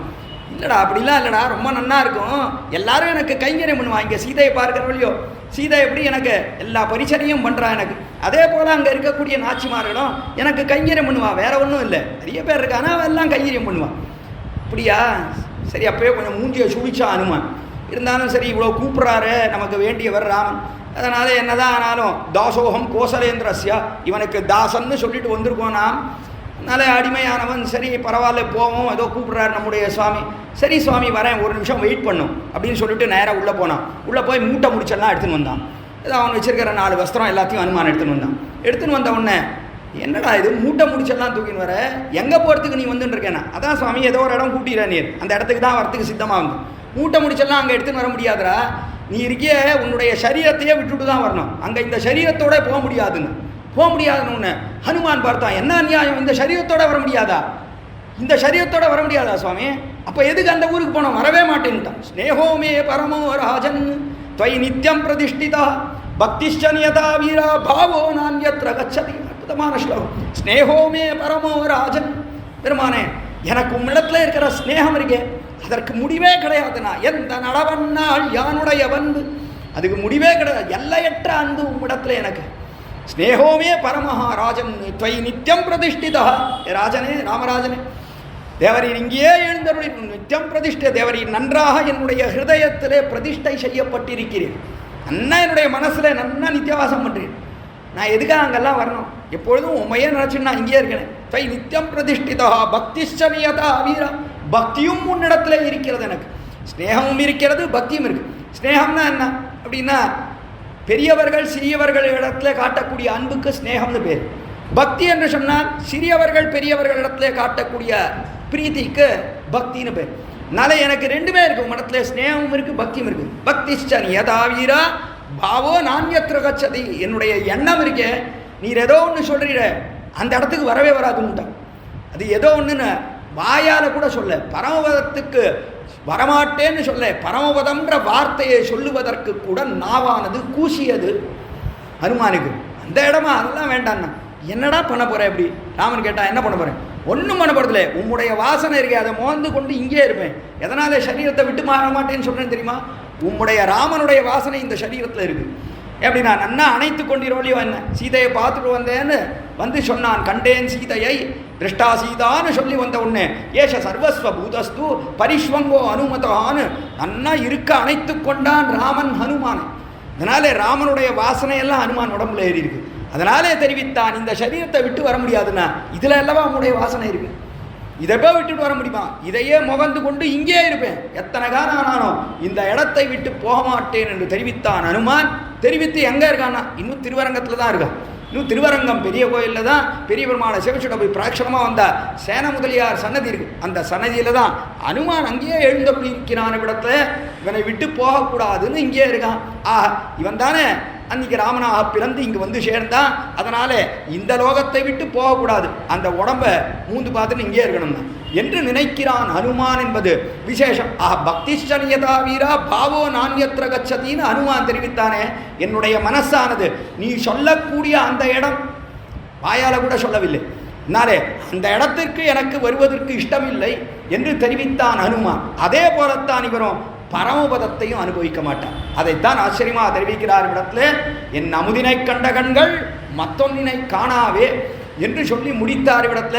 வேற எதுலையும் ஈடுபடாதுன்னா எம்பெருமான் அமிர்தமா இருக்கானே அவனிடத்துல தான் என்னுடைய நெஞ்சானது ஈடுபடுமே தவிர இந்த பெரிய பெருமானிடத்துல ஈடுபடும். அதுவும் எப்படி தெரியுமா ஈடுபடும்?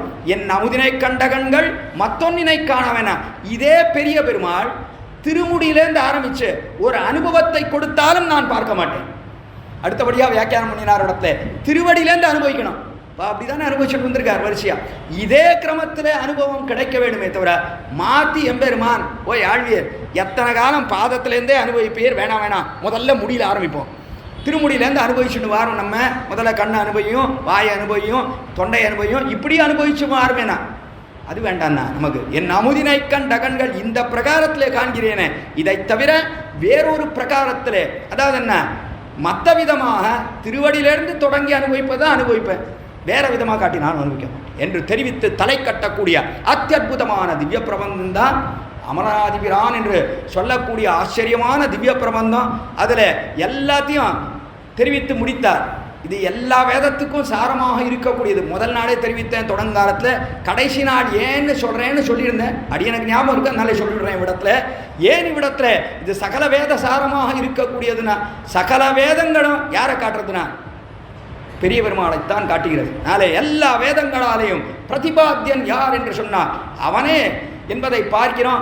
வேத பிரதிபாத்தியன் அந்த பெரிய பெருமாள் தான். அதே போல 4000 பெருமாள்னு சொன்னார் அவர் தான். எல்லா ஆழ்வார்களும் பாடின பெருமை யாருக்கு உண்டுன்னா இவரைக்குத்தான் உண்டு, பெரிய பெருமாளுக்குத்தான் உண்டு. 11 பாடும் பெருமாள் எல்லா ஆழ்வார்களும் பாடினது யாருன்னா இவரைத்தான் பாடினாள். ஆண்டாள் உட்பட இடத்துல எல்லாரும் பாசுரம் பாடியிருக்கா பெரிய பெருமாளுக்கு. மற்ற யாருக்கும் அந்த பெருமை கிடையாது. இன்னும் சொல்ல போனால் திருவேங்கடமுடையானுக்கு கூட அது கிடையாது. 9 ஆழ்வார்கள் தான் பாடினா, தொண்டடிப்படி ஆழ்வார் திருவேங்கடமுடையானே பாடவில்லை. அதனால அவருக்கு கூட அந்த பெருமை கிடையாது. அந்த பெருமை உண்டானது இங்கே இருக்கக்கூடிய பெரிய பெருமாள் ஒருத்தருக்குத்தான் அந்த பெருமை உண்டு என்று பார்க்கிறோம். அப்படிப்பட்ட ஏத்தத்தோட கூட என்னால சகல வேதத்தாலையும் அறியப்படுபவன் பெரிய பெருமாள். அப்படிப்பட்ட பெரிய பெருமாளே பூர்ணமாக பாடிட்டார். சாரம் எது? இதானே சாரம். வேத சாரமாக இருக்கக்கூடியதான் இந்த திவ்ய பிரபந்தம் அமரநாதிபிரான் அத்தியாச்சரியமாக எடுத்து காட்டுகிறார்கள் நம்முடைய பூர்வாச்சாரியர்கள். அப்படிப்பட்ட திவ்ய பிரபந்தத்தில் முதல்ல எம்பெருமானுடைய உயர்ந்த குணத்தை தெரிவித்தார். முதல் பாசுரத்தில் எந்த கெட்டதும் அவனை வந்து தீண்டாமல் கல்யாண குணங்களுக்கே ஒரு இருப்பிடமாக இருக்கக்கூடியவன் அமலன் ஆதிபிரான். அடியார்க்கென்னை ஆட்படுத்தவலன்னு தொடங்கி திருக்கமல பாதம் வந்து என் கண்ணினுள்ளன ஒக்கினதேன்னு அவனுடைய ஆச்சரியமான திருவடி தாமரைகள் அது என் கண்ணுக்குள்ளேயே வந்து புகுந்தது. நான் கண்ணை இழுத்து முடிந்தாலும் அது வந்து புகுந்ததுன்னு தெரிவித்தார். அடுத்தபடியாக அதில் ருச்சி ஏற்பட்டதோ இல்லையோ உடனே என்ன ஆயிடுச்சு, அரைச்சி வந்த வாடையின் மேல் சென்னதாமென சிந்தனையே என்று அவனுடைய ஆச்சரியமான வஸ்திரத்தின் மேலே என்னுடைய சிந்தையானது ஏறி பாய்ந்ததுன்னு தெரிவித்தார். அதற்கு மேலே இருக்கக்கூடிய ஆச்சரியமான இடை அது ஈர்த்தது திருப்பான ஆழ்வாரை. அதனாலே எழில் உந்தி மேலதன்னோ அடியேன் உள்ளத்தின் உயிரேன் அடுத்தபடியாக தெரிவித்தார். அதற்கு மேலே இருக்கக்கூடிய ஆச்சரியமான வயிறானது அது தெரிவித்தது நான் தான் போய் பட்டம் கட்டின்னு இருக்கேன், அதனாலே நம்மை அனுபவியும் அது தெரிவிக்க திருவைத்து உதரபந்தம் என் உள்ளத்துள்ளின் உராகின்னதே என்று ஆச்சரியமாக தெரிவித்தார். அப்படிப்பட்ட அந்த பட்டம் கட்டின ஆச்சரியமான உதரம், அதற்கு மேலே இருக்கக்கூடிய மார்பு எவ்வளோ விசாலமாக நாம் இருக்கிறோம், நம்மை அனுபவியும் என்று மார்பானது சொல்ல இங்கே தான் பிராட்டி இருக்கா என்கிறபடினாலே திருவார மார்பதன்னோ அடியேன ஆட்கொண்டதை நான் அனுபவித்தார். அதிலிருந்து மேலே இருக்கக்கூடிய கண்டம் சொல்லித்த இடத்துல நாம் இல்லைன்னு சொன்ன ஆரமே கிடையாது. கழுத்து இல்லைன்னா எங்கேயாவது ஆரம் உண்டோ?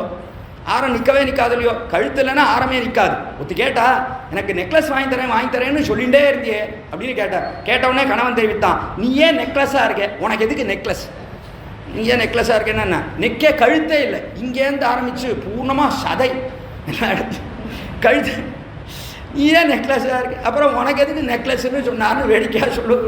அதை போல் இங்கே கழுத்தே இல்லைன்னு சொன்னால் ஆரம் எங்கேருந்து தொங்கும் பெருமாருக்கு.